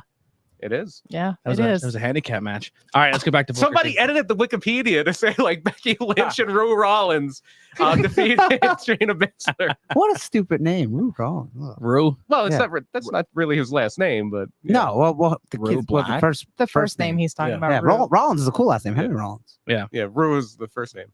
I don't mind Ru. If you were a girl, would you want that to be your name? I mean, there's worse. No. There's worse. That doesn't make it good. Wasn't Ru a Winnie the Pooh character? That was R-O-O. This is like R-U-E. Oh, okay. So it's not because he was a kangaroo. Get it? Is it a combination of butter and flour? I would assume this child is not a kangaroo.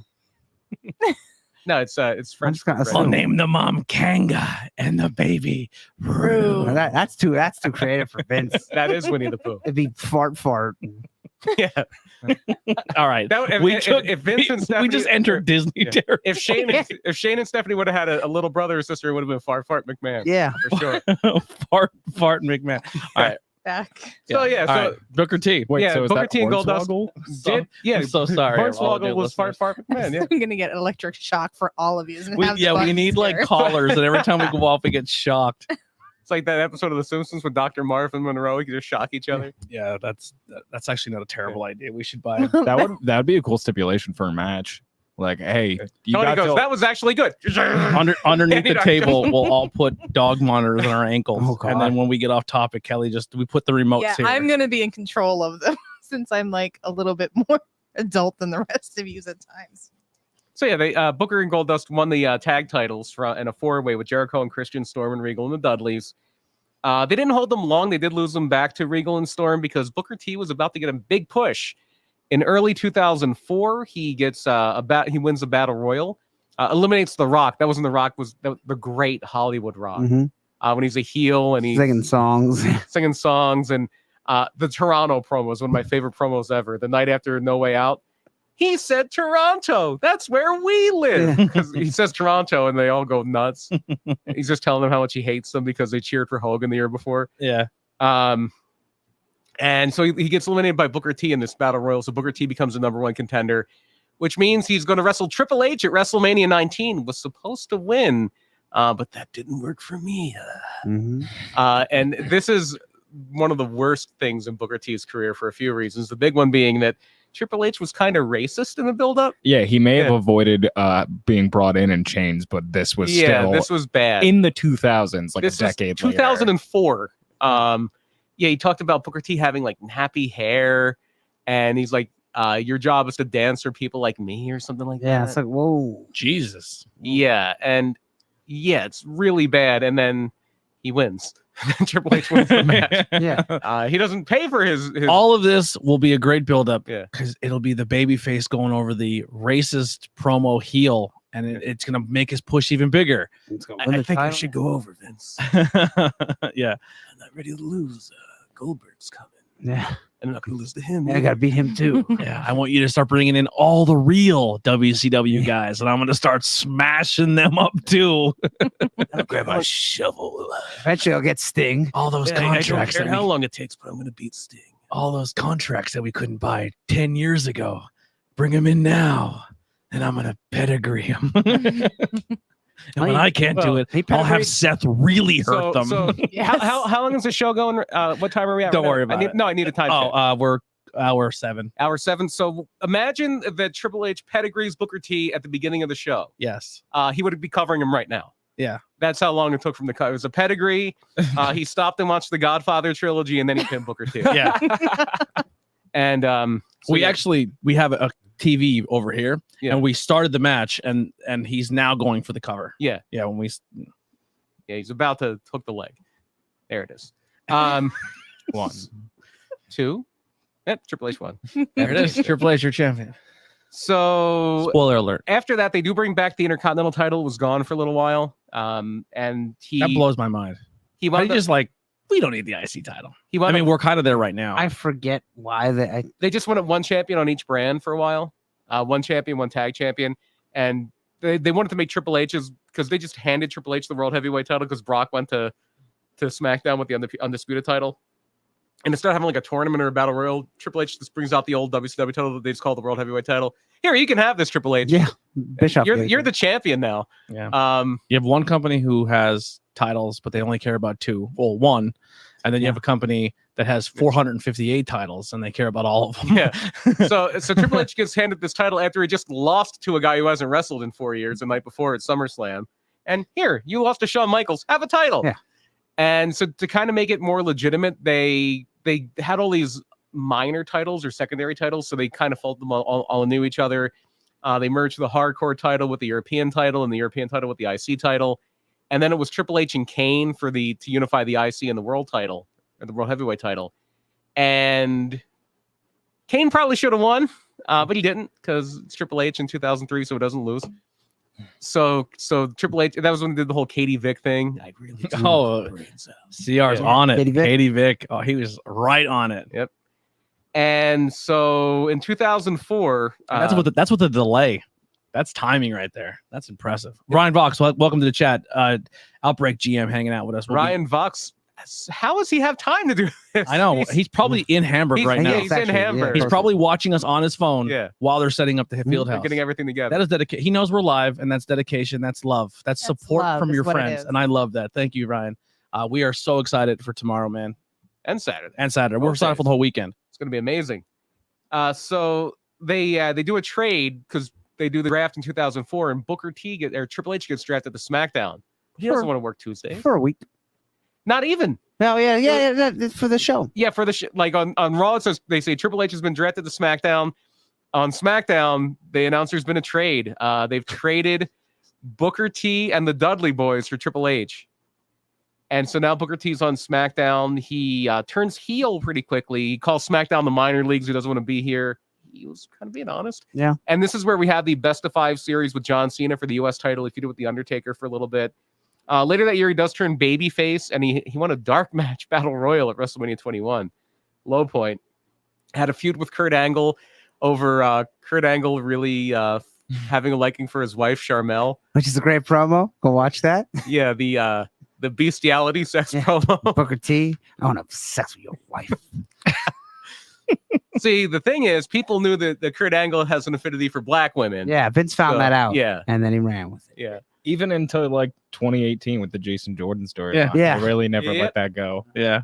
That might be storyline Sharmel's, him and Sharmel's kid. No, it would be no, it would be Booker, or it would be wait, no. it'd be it'd be Kurt Angle and Kurt Angle and Sharmel's kid. No, random the ages don't black girl. the ages don't add up. Yeah. It's WWE, they don't have to. Bro. No, what We're was talking about a what was the company manager that he dated? That was Raka like Khan. yeah. Yeah. We're talking about a company that had somebody give birth to a hand. It doesn't need to make sense. No, he came back. He made one appearance. Did he? Yep. Yeah, he was all grown up. Yeah, they came back on the 25th anniversary. Yeah. Oh, is this a guy in a big hands with, hi, Dad? Like, waved the mark. Wait, who was the? I thought he was also in WrestleMania. He's the one who hit Sami Zayn. Yeah. Oh, yeah. Yeah. Came back twice. He had his Long-term booking Yeah, right there. Who Long-term says WWE story. doesn't have any continuity in their storylines? Speaking of action figures, Johnny Knoxville's getting one. A WWE one. Yeah. Oh God. I'll be buying it. I would let that one on. I'd throw it on the floor at the store. I'd buy it. So Booker goes heel again here, and he feuds with someone who shall not be named. They do another best of 7 series where Booker goes out to a 3-0 lead, but then he starts blowing the lead. But he got hurt, and he winds up having Randy Orton wrestle for him in match 7, and he wins. Around this time, Booker had something go on. I think he had like food poisoning or something where he got admitted to a hospital. It was literally like one town over from where I was living, right outside of Philly.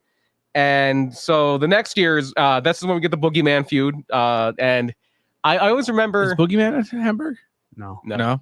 I don't think so. I don't think he is. No. But Booker T is, and Queen Yeah. Sharmell is, and they were both involved in this feud. I remember with this, I remember more the Boogeyman JBL feud. Mainly because of Jillian Hall, where Jillian Hall had the big mole growth thing on her face, like Boogeyman rips it off and eats it. There's actually hidden commentary on the new video game that if you put Booker T and Boogeyman in a match, the commentator will reference that feud. Like Because the whole thing where Booker was like yeah, freaked out by him. mhm. They'll like reference that in commentary. And then after he loses to Boogeyman at WrestleMania, this is when we get to probably the high point in Booker T's WWF run, besides maybe the Goldust team. Because he wins King of the Ring, beats Bobby Lashley in the finals, and becomes King Booker. So great.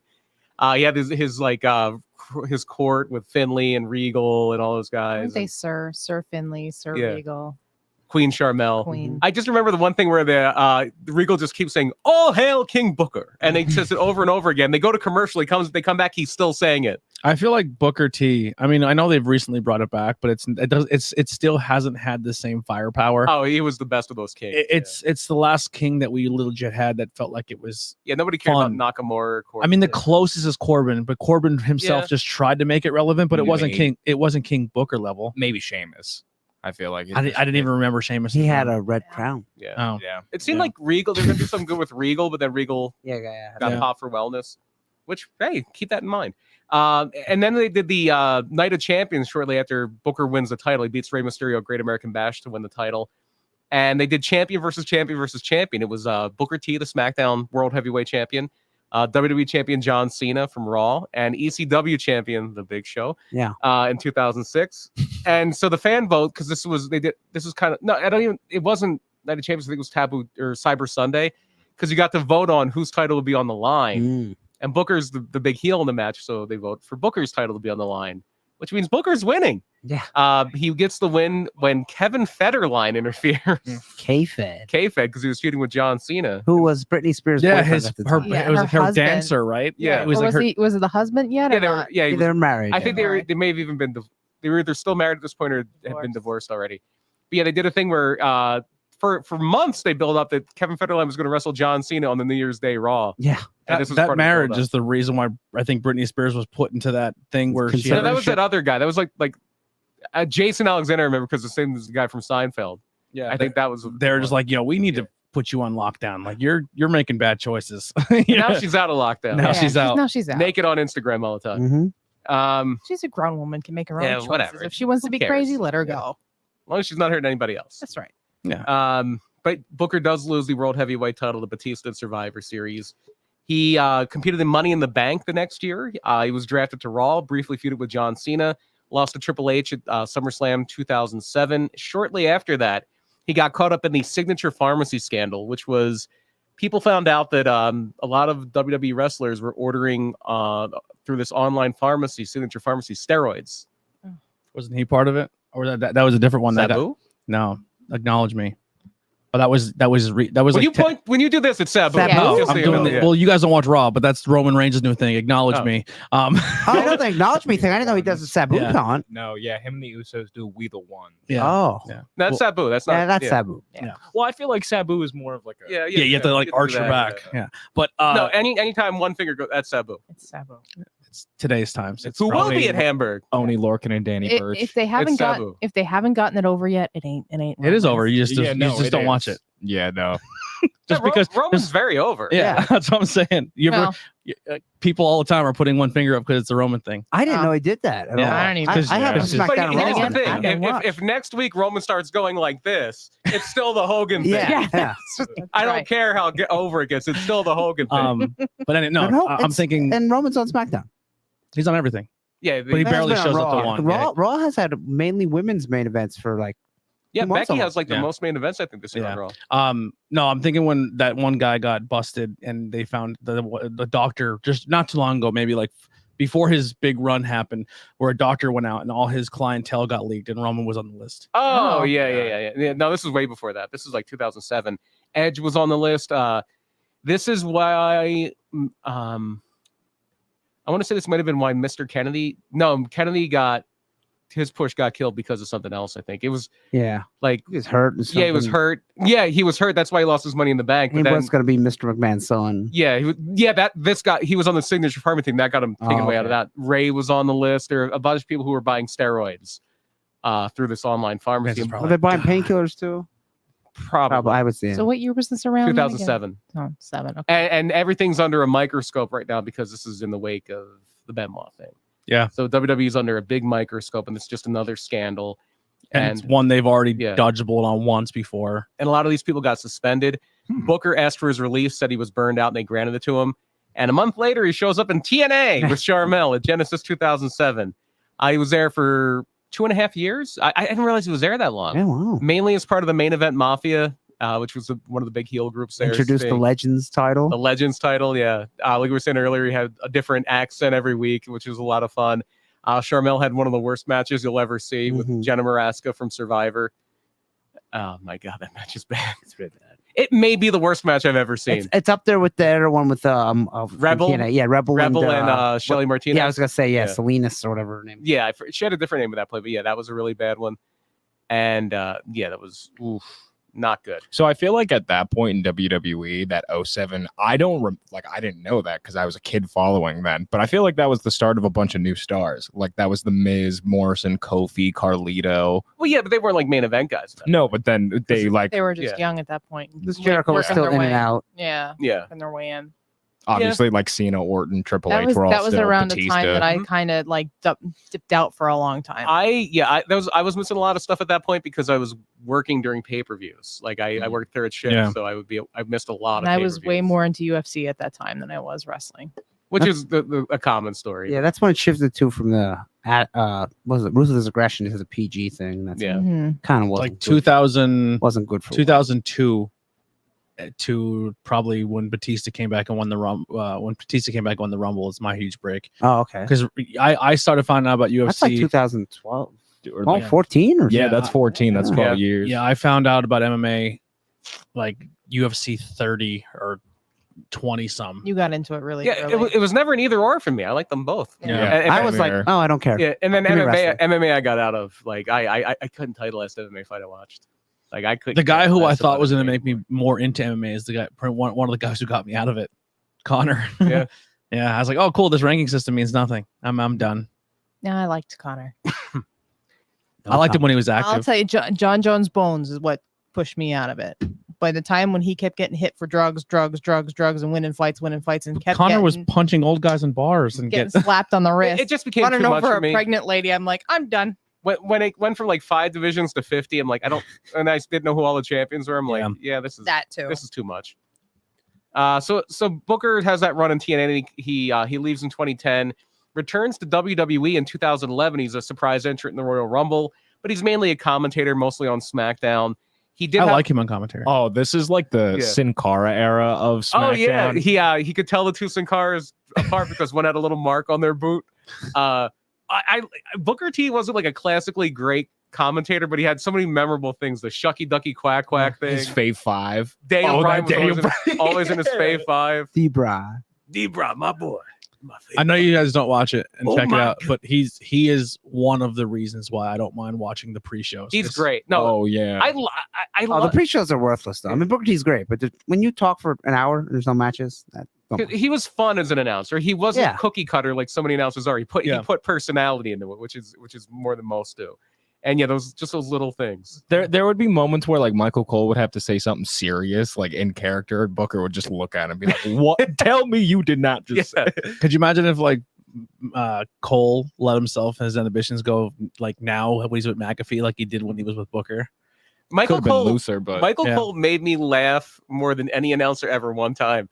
Byron Saxton says something and he just goes, "Byron, nobody likes you." And then they go, and he must have true. he must have popped commentary. they Nobody went talked. silent. Yeah. Nobody talked for like 30 seconds. I like Michael Cole. Was it him? It was him, Saxton Graves, and and Saxton, yeah. And he just goes, "Byron, nobody likes you." I like Cole and I like what's his name? Fucking Corey Graves. I like Corey Graves like- in commentary. Yeah, and Booker was fun. He did have an IC title match with Cody Rhodes in 2012. I forgot he was the SmackDown GM in 2012. I forgot 2013. about I don't that. remember. I was that. barely watching SmackDown at that point. Yeah, I feel like because- everybody was a GM at WWE at one point in time. probably. SmackDown era wise. There was Yeah. a lot, Yeah, I mean, Teddy Long was the one who was usually the GM. That's the one I remember. but then it went into like Vicky, Yeah. Brad Maddox. Kurt Angle was for a little bit. Paul Heyman, Maddox, what a guy. Stephanie. Stephanie was the original one. Yeah. Flair wasn't Flair. No, he was GM? Raw. He was the Raw, owner yeah. of Raw. Yeah. He was not the GM. He was Raw the still owner. had some interesting ones recently, like Paige. Yeah. 2008 was the era of the celebrity guest GM. Oh, yeah. Too We had many. the anonymous GM. Yeah, that- like it was the like a fucking whole computer. year. We're like, oh yeah, tonight it's Ken Jeong is going to be the GM. Bob Barker was probably my favorite, or the Muppets, or Pee Wee Herman. Let's jump back into Booker. and get Yeah, this- we're almost done with Booker. He remained an on and off commentator and panelist, still is. He'll still do the panel stuff, not commentary as much. Mhm. If they have a lot of people on, or like a WrestleMania, he'll have them do a match or something. He was a coach on Tough Enough when they brought back Tough Enough a few years ago. And the big thing he's doing now is he has his own wrestling school and wrestling promotion in Houston, Yes. Reality of Wrestling. It's where Ember Moon came from, or Athena. She's Athena again. And I think one of the referees in WWE came from there. Yeah. Sammy Kylie Ray came out of this school. as Oh, well. really? Yeah, I'm looking at I the. know that. So if you look at the alumni, they don't put a lot of. It might just be people who got booked there too, like because they have Yeah. a wrestling promotion too. Like when he came back to wrestle that 10-man tag, it was for his own company. Yeah, I see. Like I'm not trying to like. I hope maybe it's something they can look to in the future. They probably never will hear this, but like if you go on Monster Factory, Mhm. one of their big thing is like here's people who came from Monster Yeah. Factory. There's really none of that on their website. They Like, might you- be waiting until they get more. Yeah. I thought Um, Sammy Guevara came out of it too. Did he? Yeah, I'm pretty sure. I don't know. But I here's don't the know. thing: if you want a lot of Booker T merchandise, go on realityofwrestling.com because they sell the promotion stuff and tons of Booker T-shirts. Yeah, train at Booker T Reality Wrestling, Sammy Guevara. Right? Mhm. Okay. Yeah, because I don't You're think there's any faster Booker than T merchandise on WWE.com. Even though he has his contract with them, I mean, sure, if you search right now, there's probably something. Yeah. But like, there's a guy that I could see having a pro wrestling tees, even though he's still like associated with WWE, just because they're not selling his merchandise. Yeah. Like you probably can get a Harlem Heat shirt, maybe. I don't know. I'll find out. Here we go. Reality of Wrestling alumni. Yeah, I had to go to the Hurricane is for He didn't train there. wait, no. He was- I was gonna say, there's no way a Hurricane trained there. Yeah. Brian's got it. Yeah, so it just has Ivory Robin, Sean Hendricks, and Kylie Ray. That's the only people on there. Yeah, that's the actual. I'm trying to. All right, so here's reality. According to WrestlingFandom.com, I'm already looking at this, and this is just people that wrestled there. Like, I know for a fact. Like, yeah, Mabel did not train there. The Hurricane did not train there. Oh yeah, I just started scrolling, and yeah, Hardcore Holly did not train there. Hurricane trained there. Then he went back in time to 1998. Maybe he was a trainer. I don't know, but yeah, I think that's all people who work there, who wrestled there. Yeah, that's a bam. I was kind of hoping to pull a list of everyone who came. The big one's Athena. Yeah, Athena's one everybody always kind of. Sammy that we just Sammy Guevara. Yeah, but yeah, that's what he's doing now. And a lot of the talking head stuff, occasional commentary, step in the ring. 2-time Hall of Famer now, went in himself and then went in his Harlem Heat. So great career. And now he's going to be at the Hamburg Fieldhouse on Saturday. And if you want to get a shirt, don't go to WWE shop because there's nothing there. It's having Booker T. There's Booker T side plates of him doing this saying says 5-time. And then the next thing is a John Cena t-shirt. Yeah, so go to realitywrestling.com if you want some cool Booker t-shirts. Yep. Booker T does have a pro wrestling tees. I was going to say he he probably does because he's not, because WWE doesn't really sell his merchandise. Yeah. They have a 5-time shirt. They have a Shucky Ducky shirt. That's crazy that he's on there. Still does like they fly him in and do all the pre-show stuff, but still don't like have him under a Legends different deal than like an active wrestler. So yeah, but I'm saying like Mick Foley just had to take all his stuff down because he signed a Legends deal. Yeah, I guess they're all how I guess Booker's not a Legend deal. Some of those broadcaster people, like that's why Lawler can work a million indie shows. Yeah, because he has a different deal. Yeah. All right. That'll do it for the history of Booker T. We'll get into some quick. We still have about 20-25 minutes here before we wrap up. We'll get into some current stuff that's going on TV and current stuff that's going on in professional wrestling. I will say Fyter Fest, that's kind of big right now. Like I guess I'm not trying to shit on WWE Weekly, but there's really nothing huge. I honestly haven't watched Raw or SmackDown. I've been watching it, but there's nothing that I like that jumps out that I'm like, oh, cool. They progress the story. Like it's kind of they're just coasting till they get to SummerSlam essentially. And that's the reset. I have Raw on, but nothing. The only thing I can honestly say that stood out in WWE television this week, and it's not positive, and I don't want to but it was the 6-woman tag match that turned into a 24/7 segment. Yeah, it was just bullshit. Which was like really. The main thing I saw from this week was the dyad was revealed in NXT. Yeah, and it was grizzled young veterans, but they literally look like Kane's child. Oh, really? like, and they have goofy names now too. Jagger and Rick something. Yeah. I was gonna start watching it weekly, but I just get caught up in doing so much of their stuff. Roddy asked for his release. Yeah, he's asked a few times. He's like, please let me. I wonder why. AEW. Are they doing anything with Mustafa Ali? Speaking of people I like goofy gimmicks. I like Messiah. What's his Massaw and Mansois and Marseille. Yes. And now the models. The Maximum Male. I wanted Maximum Male. And Maxine Dupree is debuting. This Friday. Yeah, tomorrow is Maxine. Well, Max's sister. If they couldn't get Tyler Breeze the selfie and they didn't like him because he was small. Yeah, Mace is a big guy. He'll be fine. Yeah. And Mansoor's got a job as long as they're doing those Sony. And what's his name is fantastic. He's good on a mic. Eli Drake / LA Knight / Max. I know that Mansoor and Marseille, they're like legitimate friends outside of wrestling. So like they'll probably have good chemistry and So if you go on their website and you sign up to join the Maximum Male Club, you send a photo. I've clicked on it before. I did it. I put a photo in. I did the whole 9. Yeah. And literally what they do is they send you an email saying we're reviewing your thing. No, they say we're reviewing it. Here's a link to buy a T-shirt. Well, no. And then on Twitter, it's like the Get Well Matilda thing. Now you're gonna on get a their catalog. Twitter accounts, they've been like posting pictures that people have sent in and review them. Oh yeah, like Mansoor, Messaw or whatever, and I wonder if I make it. Yeah, no, check their Twitters. It's good to give two guys doing absolutely nothing something. Yeah, you know. So this is a very 80s gimmick. Yeah, I love it. Mace or Marseille, isn't he one of Booker T's students? He might be. He may have. He played for the Houston Texans. Yeah. So he may be. I think he did actually. The other thing. Real quick. Go ahead. I'm sorry. James Drake and Zach Gibson were their old names. Their new names are Jagger Reed Oh boy. and Rip Fowler. Rip Fowler. What a name. And like they're like James Drake's beard is completely shaven. They both have a contact lens in one eye. That makes it Oh. look like Kane. They're both possessed. Yeah. Then maybe they'll join Judgment Day. Well, this is like Baby Judgment Day. Oh That yeah. is- Well, when It's you Joe Gacy's as they Judgment Day. Fighter Fest happened. It was a fun show. There was some still happen. I think Rampage still counts. Yeah. Some good stuff, some bad stuff. Maybe AW doesn't do the garbage wrestling anymore. Leave that to GCW. They're better at it. Yeah. Ricky Starks was funny. Ricky Yeah. Starks. Ricky Yeah. Starks, yeah. They Starks is very good. They pushed some possible storyline future stuff, like where they kind of said like Statlander, you would look better with the main title, and I'll go for the TBS. So maybe they're making Statlander push more for Thunder now, because she's It's weird, but then they kind of seem like they're gonna wrestle each other. Yeah, it's weird. And when she said, "It's obvious why I'm not in this match," I was like, "It's because you're white." This kind of is weird. Like, I think the it other girl- didn't translate Because because Jade is afraid of her. I think that's what it was. no, it's because they took Layla Gray out of the match, Yeah. but they didn't say that. So you just see the one white girl saying that. I'm like, that's a little. Oh, It's see, I weird. took it as the baddies and Jade were afraid of her. That's yeah. why. We started the night with the House of Black, and then at the end, Sting and Malachi are face to face, and then he sprays Sting with the mist. So do we get evil Sting now? No. No. Not everybody has gotten missed this turn. The only one who has not was Pac. But Pac, when he He's got sprayed, faster. he was doing the promos to show he was going to. The only But then- person who did turn evil was Julia Hart. Yeah, Yeah. but there's only been 2 people who've gotten misted, I think.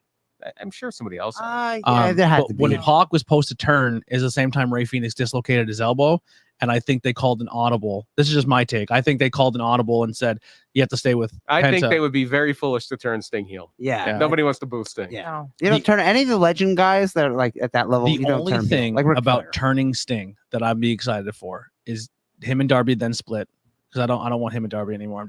Darby can go do his own thing, and if Sting gets creative and maybe changes his face paint and wears like a cool contact or something, like it would be the first time Sting has changed his face paint since he tried Joker Sting. I think he could still be. Eh. I think he could still be represented as presented as a good guy. He's like their overlord dad kind of deal still, but he doesn't really get involved. And He's then just like an Miro overseer. comes out and he's wearing glasses, but it's very ominous if he's good or bad, or if he's challenging them. And then if you look at him, his one sunglass, That's what I was gonna say. The one sunglass lens is light or clear almost. and it looked like The he was other like had a one's patch dark. over his eye. Yeah, like a almost. pad under it. Yeah. That's selling the attack. Don't turn either of them heel. It's a bad move. Just like turning AJ heel. Yeah. Bad move. Miro, babyface. Yeah, please. that could be world champion babyface. I would love him as a babyface, but it's interesting what they're doing. Unless he legit had an eye thing. I don't know. possible. It just has pink eye. yeah, he just had Just pink eye, and we're all making speculation. Miro, Malachi Blackfruit, pretty good. I Yeah. think. Yeah, I'd like to see that. I'm good with that. lots of kicks. What else? I'm trying to think that happened. Luchasaurus turned heel for 2 weeks, and then Yeah, right Yeah, who back knows to. what they do. I would think it's. Oh, we got you, Jungle Boy, and then he turns back on him. it would be that's what I dumb if think. they swerve and then double swerve. It'd be too much. It's already done. If yeah, they don't. yeah. Yeah. Come either way. Yeah, you shouldn't have did it. You should just kept him with. He Christian. should have had to wrestle Luchasaurus to get to Christian Yeah, Cage. Like, yeah. that was the easiest booking in the world. If right they there. have him just turn heel again or face again, it's like, oh, who cares? Glad you bought black pants. And You black were mask. interesting for 2 weeks. Yeah. Now you're not. Yeah. Go do your awkward kicks. It's I still wouldn't want to get kicked by him. No. He would I don't kick want to your- get kicked by anybody. He would get your dude. How long he is and how he would fucking take your Who head off do your you want to shoulder. get kicked by? Yeah. If there's a list, And he's well- not anywhere near the. Well, the if you're if you're kicking people for real, get out of wrestling. I'm just saying Tony wants to get kicked by Wee Man. the that's the what. premise. Well, of- you'd have 2 minutes. you're saying they're awkward kicks. you'd I'm have saying 2 minutes to duck it. I'm saying in. I don't know. I don't think so. I think if he legit threw that, he would kill you. Okay. I'm just saying. What kick would you rather duck? A Luchasaurus kick or a Kyle O'Reilly kick? Which one do you think you'd get out of first? Which one I rather? Malachi Which Black. Which one can you get out of the way? Which one would you rather get connected by? Luchasaurus? You'd rather get kicked by Luchasaurus? Than, Yeah, because Kyle O'Reilly can actually fight. Sure. I think I would take the Kyle kick over the Lucha. I just think he has a lot of limbs and he can get a lot of power behind it. Well, good. Kyle O'Reilly is here tonight. Yeah. I mean, both of them are going to suck. I'm not saying one's a pillow and one's not. I'm just saying if Luchasaurus legit threw that in a real fight, You can't throw a roundhouse kick like that in real fight. you don't watch UFC, do you? Do they throw roundhouse kicks Yes. like absolutely. Luchasaurus? Yes. Absolutely. That seems like you It could might get out not of the be way as real fast. it might not be as slow as Lucha, but Yeah. yeah, the he's roundhouse throwing is it there. slow so he doesn't take people's fucking faces off. I don't think he's. I mean, you're talking like Isn't he's a it- trained Isn't that what they call Martial tail artists. whip, right? The tail Yeah, they whip? call it the Yeah. tail whip. The Yeah. tail whip. I think that's so cute because I like the name. Yeah. Tail whip.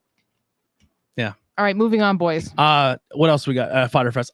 The main fight did nothing for me. Yeah, it was overbooked and Yeah, It was a bit of a mess. yeah. it was a mess. And the ending was rushed was- and that There was messed up. something mess. else storyline wise that happened. Danhausen's gonna wrestle Ricky. Oh, Anna Yeah. Jay. Anna Anna Jay Jay is turning. maybe no longer with Dark Order. I would assume she's not. Yeah. Yeah. I would assume Dark Order might not be a big thing. It Yeah. might be. We're It might be the dark elevation. we're not going anywhere. 3 weeks later, We're Anna Jay going left. somewhere. Yeah.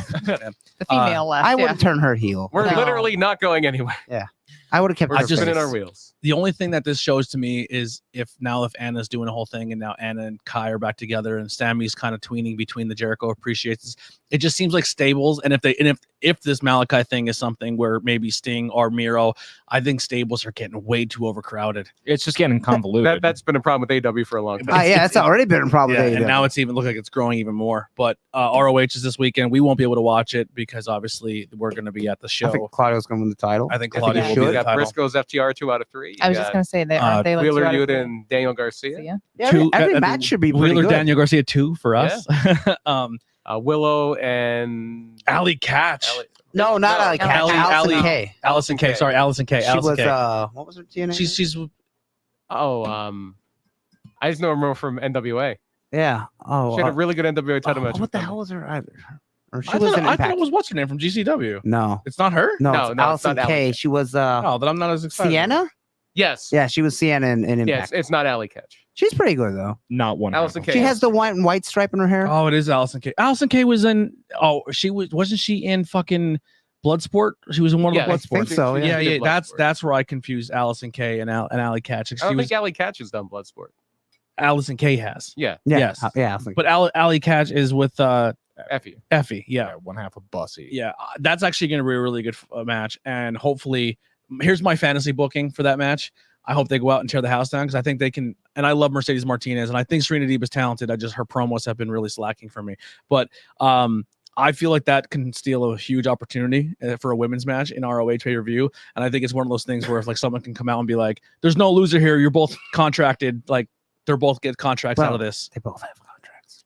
I mean, they make it official. Yeah.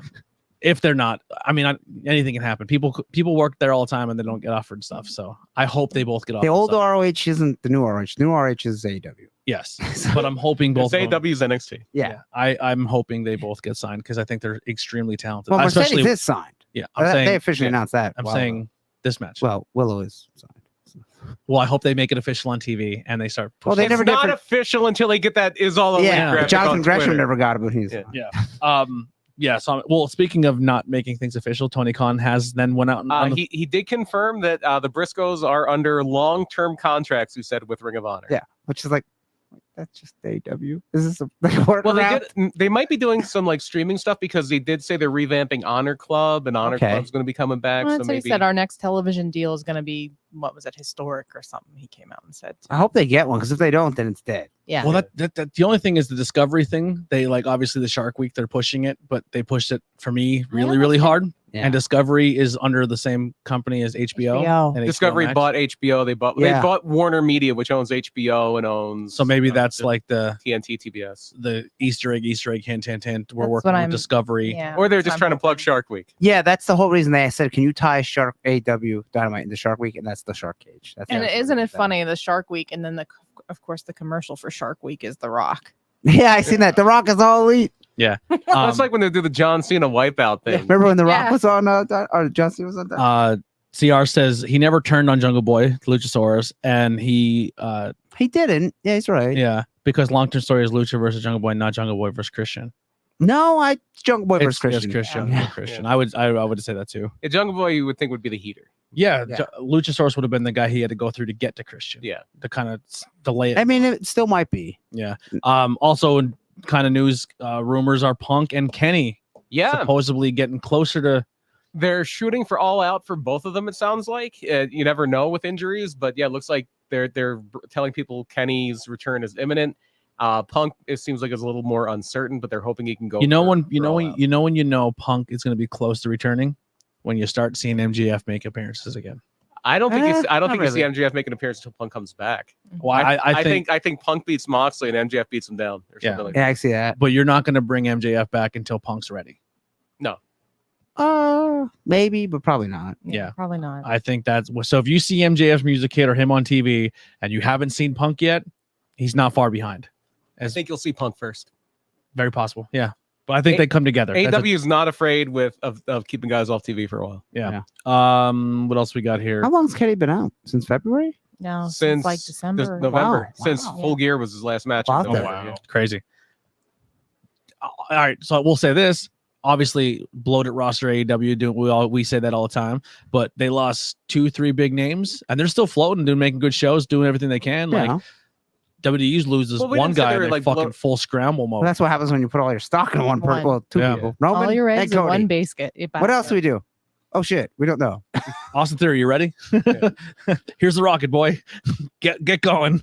I saw with WWE that they announced SummerSlam is going to be. It's already been listed as TV 14, and that Edge. I forgot about that. Thank you for reminding me.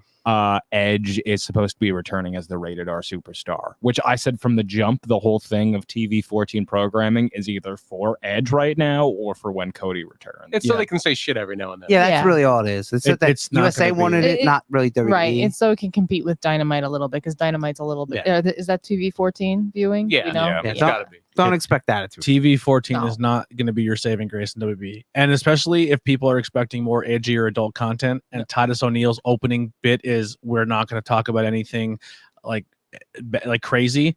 Don't expect no politics or religion in WWE. Yeah, Nope. we want this to be a safe, inclusive place for everybody. Unless Hope you're not following Linda on Twitter. Yeah. So I don't expect it to be anything crazy. Yeah. No politics. Don't look up who we donate to on opensecrets.org. Yeah. Yeah. All fun stuff. That whole program was so weird. I'm like, I felt bad okay. for Titus. He should have been like, and here's Vince McMahon. Yeah. Yeah. So then we'll get into the last Ric Flair match. Ric Flair's last match. It's next weekend is the show in Nashville, July 31st. It's the day after SummerSlam. Yeah. It's going to be on a Sunday at 6:05 p.m. Jim Crockett Promotions, which is the promoting company, which I guess Conrad owns it now. Yeah. So they did announce finally. They showed the angle that Ric Flair's last match will be a tag team match. It's going to be Ric Flair and his son-in-law, Andrade El Idolo, against Jay Lethal and J-E double F J-A double R-E double T. So he's going to be a referee at SummerSlam on Saturday, which is in Nashville, so it makes sense. They're both going to be in Nashville. And then the next night, he's going to wrestle. He's going to team with an AEW guy against Ric Flair and another AEW guy. How about that? So weird.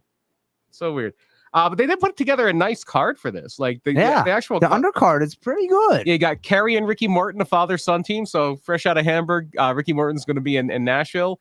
It's going to be Kerry and Ricky against Brian Pillman Jr. and Brock Anderson with Arn in their corner. You're going to have an Impact Wrestling Dream Tag rematch. The Wolves, Davey Richards and Eddie Edwards against the Motor City Machine Guns. That'll be great. AAA match with Ray Phoenix, Laredo Kid, Bandito, and Black Taurus. Should be really good. Mm-hmm. The Impact World title is on the line. It's going to be Josh Alexander against Jacob Fatu.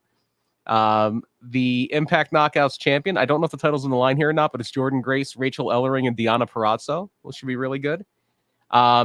MLW match. It's Killer Cross against Harry Smith. I saw them wrestle at Bloodsport, and Harry Smith is so big he makes Killer Cross look small. Oh, yeah, he's like 6, a big guy, 6 or something like that. New Japan is involved. We have Clark Connors against Ren Narita. The Von Erichs, Ross and Marshall Von Erichs against the Briscoes. That'll be really good. And they're doing a bunkhouse battle royal, and I think they've announced a few names. James Storm, Crimson Crowbar. Wow. Crowbar is going to be there. Commander, who's a AAA wrestler. Sin Bodhi is going to be in there, formerly Kizarni. Mm-hmm. Big Damo is going to be in there, and former GCW champion Ricky Shane Page will be in there. Ooh, a mix-up of who's who of indie wrestling. Yeah. We're going to end it out here. So San Diego Comic-Con is going on. So there's a lot of figures that have been announced, and they showed off a lot. Some of the ones that stood out, and there are also a lot of pre-orders going on. If you're at ringsidecollectibles.com, you can pre-order a lot of the new waves that's coming off for AEW, as well as the new Owen Hart exclusive is now on pre-order. You can pre-order that. I don't think they actually showed the figure yet. Oh, No, really? Yeah. not that I've seen. But yeah, so some of the ones that kind of stand out to me, I feel like the figures are getting like different looks. Like I don't know, they just look different to me. Like they're built different. That looks pretty good. Yeah, they do look good. Cody's getting his first WWE action figure back, Which is weird because there's still an AEW. There's 2 AEW ones come out. Yeah, there's still like 2. Yeah, I would just cancel them. I would too. Who else is Because getting? there's the Supreme Cody, I think they're called Supreme. Yeah, Supreme and Series there's 1. the Supreme Brit. They look really good. I pre-ordered the Supreme Brit. I think they're $40 a pop. Mhm. Ooh. They announced the next Supreme. It's gonna be Malachi And Kenny. and Kenny. When are But, they gonna like- do a Supreme comma? Yes. The Supreme Supreme ones, fighting- you can- Supreme. yeah, the Supreme Yeah, ones you can change the SPW. legs, the hands, the torso, and the head. Like, Yeah. the whole Wow. figure can change. And it also comes with sour cream. Yeah, and yeah, Oh, Andy's out. the Brit one has tights or pants, Mhm. and then she has her ring gear, and then the Britsburg T-shirt. Yeah, and Cody has a different coat or something. Yeah. They announced this is I actually wonder what pretty, his buy rates are now. since he's Whenever not- whenever people talk about this, I always think of the Simpsons thing where it's like everybody's clamoring for the new Malibu Stacy, and it's the only difference is she has a hat. yeah. Like Sean is getting another ringside collectible. Well, it's actually going to be through WWE this time. I forget the Ultimate series they do, like the big fancy boxing and a bunch of accessory changes. Sean's getting his red and white gear. Oh, that's cool. Yeah. Yeah, there's a Alexa one like that, even though there already is. Yeah, There's another one. Brock is also getting an Ultimate, which is causing some stir on the internet because he's being packaged with both titles, the Universal and the SmackDown Championship title. I remember back in the day when WCW had the Gloob figures that were just like hard plastic. Everyone came with a WCW title. yeah, There was a Kane that his mask came off. there is a new Warrior coming out. Oh, that's pretty cool. Where it's him, and then the one where his face paint has worn off. Booker T is getting a new figure. He's getting his white rip-away pants. nice. I don't like that. I actually Wear have pants. one of the like figures that came out at that time of him in the white pants, like from that year. Yeah. A lot of people getting their first action figures like Dewdrop. There is a Hulkster with the Samu and Fatu Yeah. are getting one. The Hulkster with the license plate No, chain. no holds barred Your one, Alexa's getting a demon with her which is doll. weird because she already has one. There's Yeah. a Goldberg puffing a cloud. There's Ugh. Rhonda pointing at the WrestleMania sign action Oh, figure. With about how much charisma as she has. Oh, Yeah. Trying to see who else got here. There's a Supreme Brit right there. yeah, it's very nice. More legends. What Oh, else? the Nitro The playset, Nitro you said, set playset. which They will probably be announced, $200. they announced more superstar figures. They're announcing the Walmart exclusive ones. It's gonna be The Rock, Macho King. Is that Macho? No, just Macho Man. Mr. T are all getting figures. The like the superstars. He-Man ones. Yeah, okay. the He-Mans. Okay. Earthquake, Typhoon, and Ravishing Rick Rude are also getting a series. Oh wow. So Earthquake and Typhoon are getting Yeah. the I like superstar. that series. They're I love doing a Raw series where it's the Raw set where it's the letters. Oh, that's cool. Yeah. It's Taker, Razor Ramon, and Dynamite, or no, 1-2-3 Kid. They're Yeah, doing 1, 2, 3 Mattel kid. collections where you're getting Luger, Tugboat, Doink the Clown, and I think that's fucking. We talked about in the podcast. What's his name? it's Greg the Rhythm Ham and Blues. Valentine. Yeah, Greg Rhythm and Blues, Valentine. Greg Valentine. A lot of cool stuff. They're getting an NWO series. Scott Hall, Kevin Nash, Six, and Kevin Owens. Fucking Hulk Hogan. No idea why that I came always out. get of Hulk now. Hogan and Kevin Owens. Yeah, I always. First That's time someone got those mixed up. they don't actually show the first one, but First Time in Line is going to be the new one with Johnny Knoxville. Ugh. And Hey, Bad Bunny didn't get a figure. Call him up. Call up and, WWE. and Bad Hogan Bunny. as Mr. America. Oh, that's cool. I'd buy He's that. also not DLC. Like the new DLC pack came out for the video game. Oh, this people week. are losing their shit. Wait, And- Hogan as Mr. America? That can't be right. Yeah. no, it wasn't. Who's Mr. America? Why are Stunning, people- don't know. why are people losing their stunning shit? Steve? That's Because so people they put Rob Van, like there's a lot of people in the game who they don't look good. Like they're saying their character models look Okay. good. The entrances are all wrong. They look like shit. Their timing is off. And then Machine Gun Kelly entrance they put it on Twitter like he's coming this week. And it looks fucking sick. Like his model looks awesome. The smoke looks good. The lights look. And they're like, you put all this work into Machine Gun Kelly, but Rob Van Dam is cross-eyed. Like what was like? Yeah. Like they're. I don't blame him there. Yeah. Like so some fans. Yeah, because Machine Gun Kelly, Logan Paul is in this DLC. Rob Van Dam, Saray, Oh wow. and LA Andre. Oh, with the okay. suit. Yeah. Then What title is that? it's probably the Andre title. The world championship title. Logan Paul was the main the wor- event of Raw. the World Championship Tag Team title. New Dusty. That's cool. It's got the Yeah. blotch. Yeah, you got the blotch. Yeah. It's got a very pronounced blotch. Yeah. The Samoans getting the Yeah, wild, yeah, the wild Jacob Samoans. Fatu. With Yeah, there's Paulie Dangerously from the 80s with a ECW Yeah. pass somehow. yeah, there's tons and tons of stuff. So go check out Ringside Collectibles and see all the Probably new more to figures be coming out. announced. That was only the first day of San Diego. Yeah, it's gonna be crazy. So if you're into figs, definitely do that. Heyman and the Eric, Oh, there's an Eric Bischoff figure? I guess. I saw the Heyman one. And they need a Nitro Girl 3-pack. Yeah, for the play set. No, they don't. You have your Nitro Girls on the set Oh, God. dancing. You can put Sean's wife on there dancing. Whisper. Oh, God. And then you can have Jericho punch her.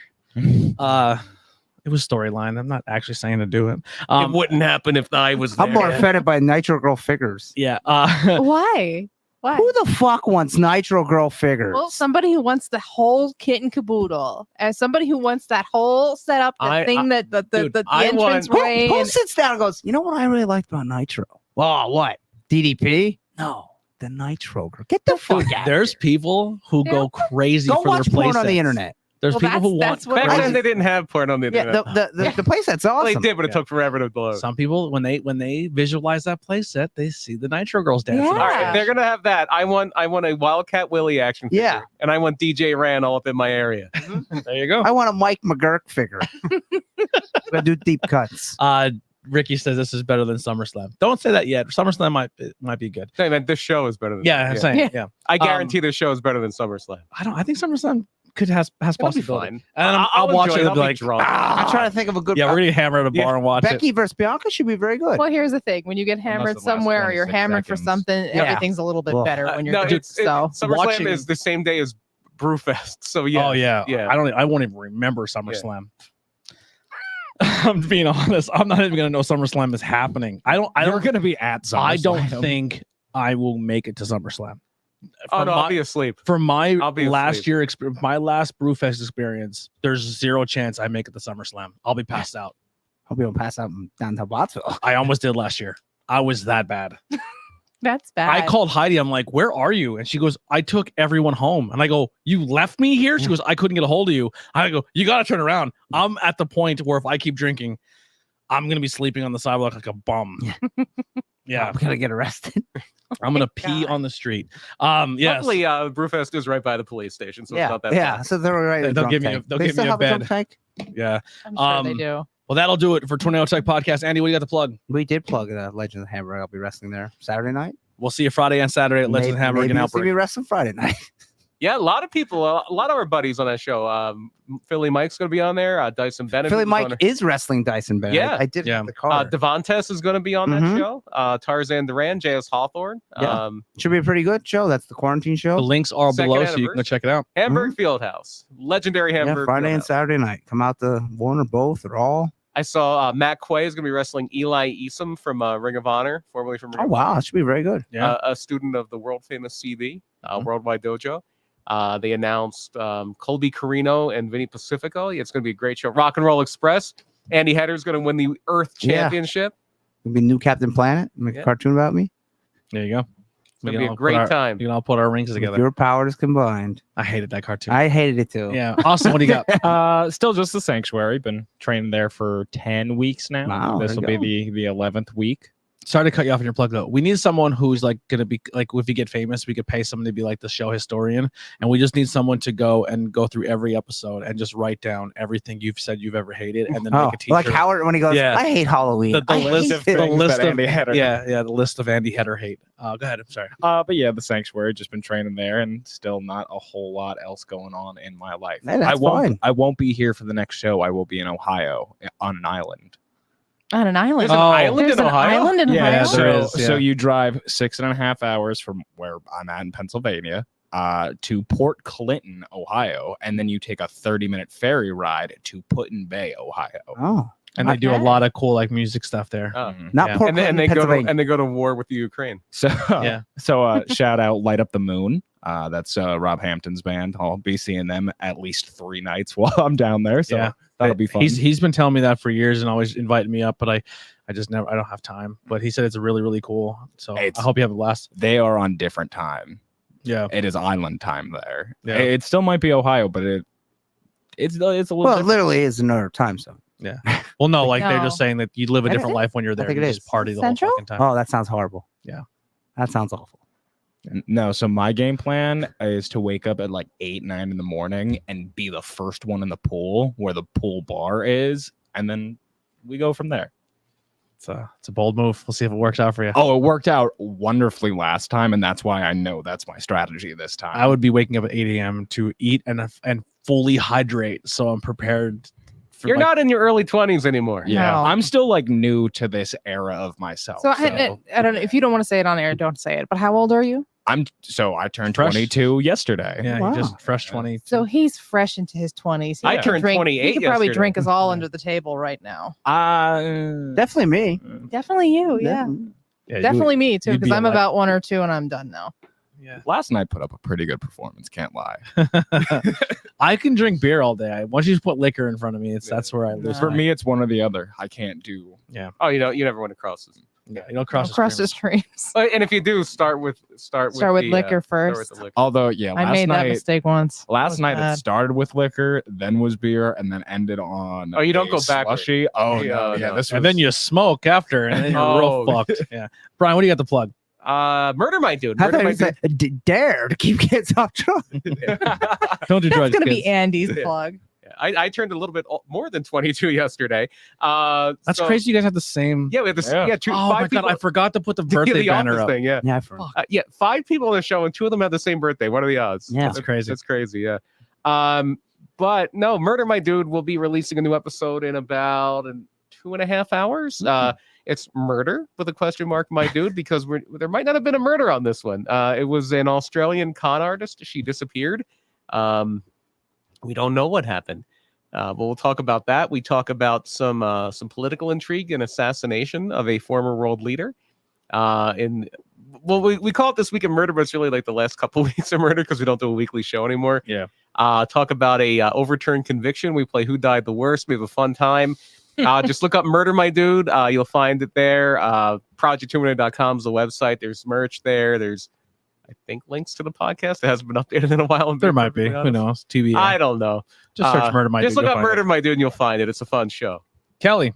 Truth Behind the Illusion this Tuesday, like we plugged earlier, is going to be about haunted dolls this week. We have an interview coming. Her name is Paranormal with V. She has her own podcast, but she also has a collection of haunted dolls.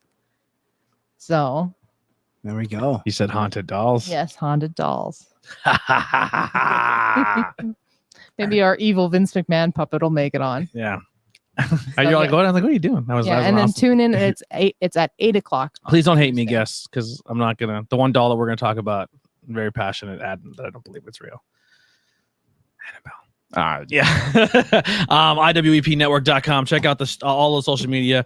Your boy has been fucking grinding out there on lives and on other shows, just trying to get the name out there and grow the network. I want to thank CR Media for having me on their podcast and live stream.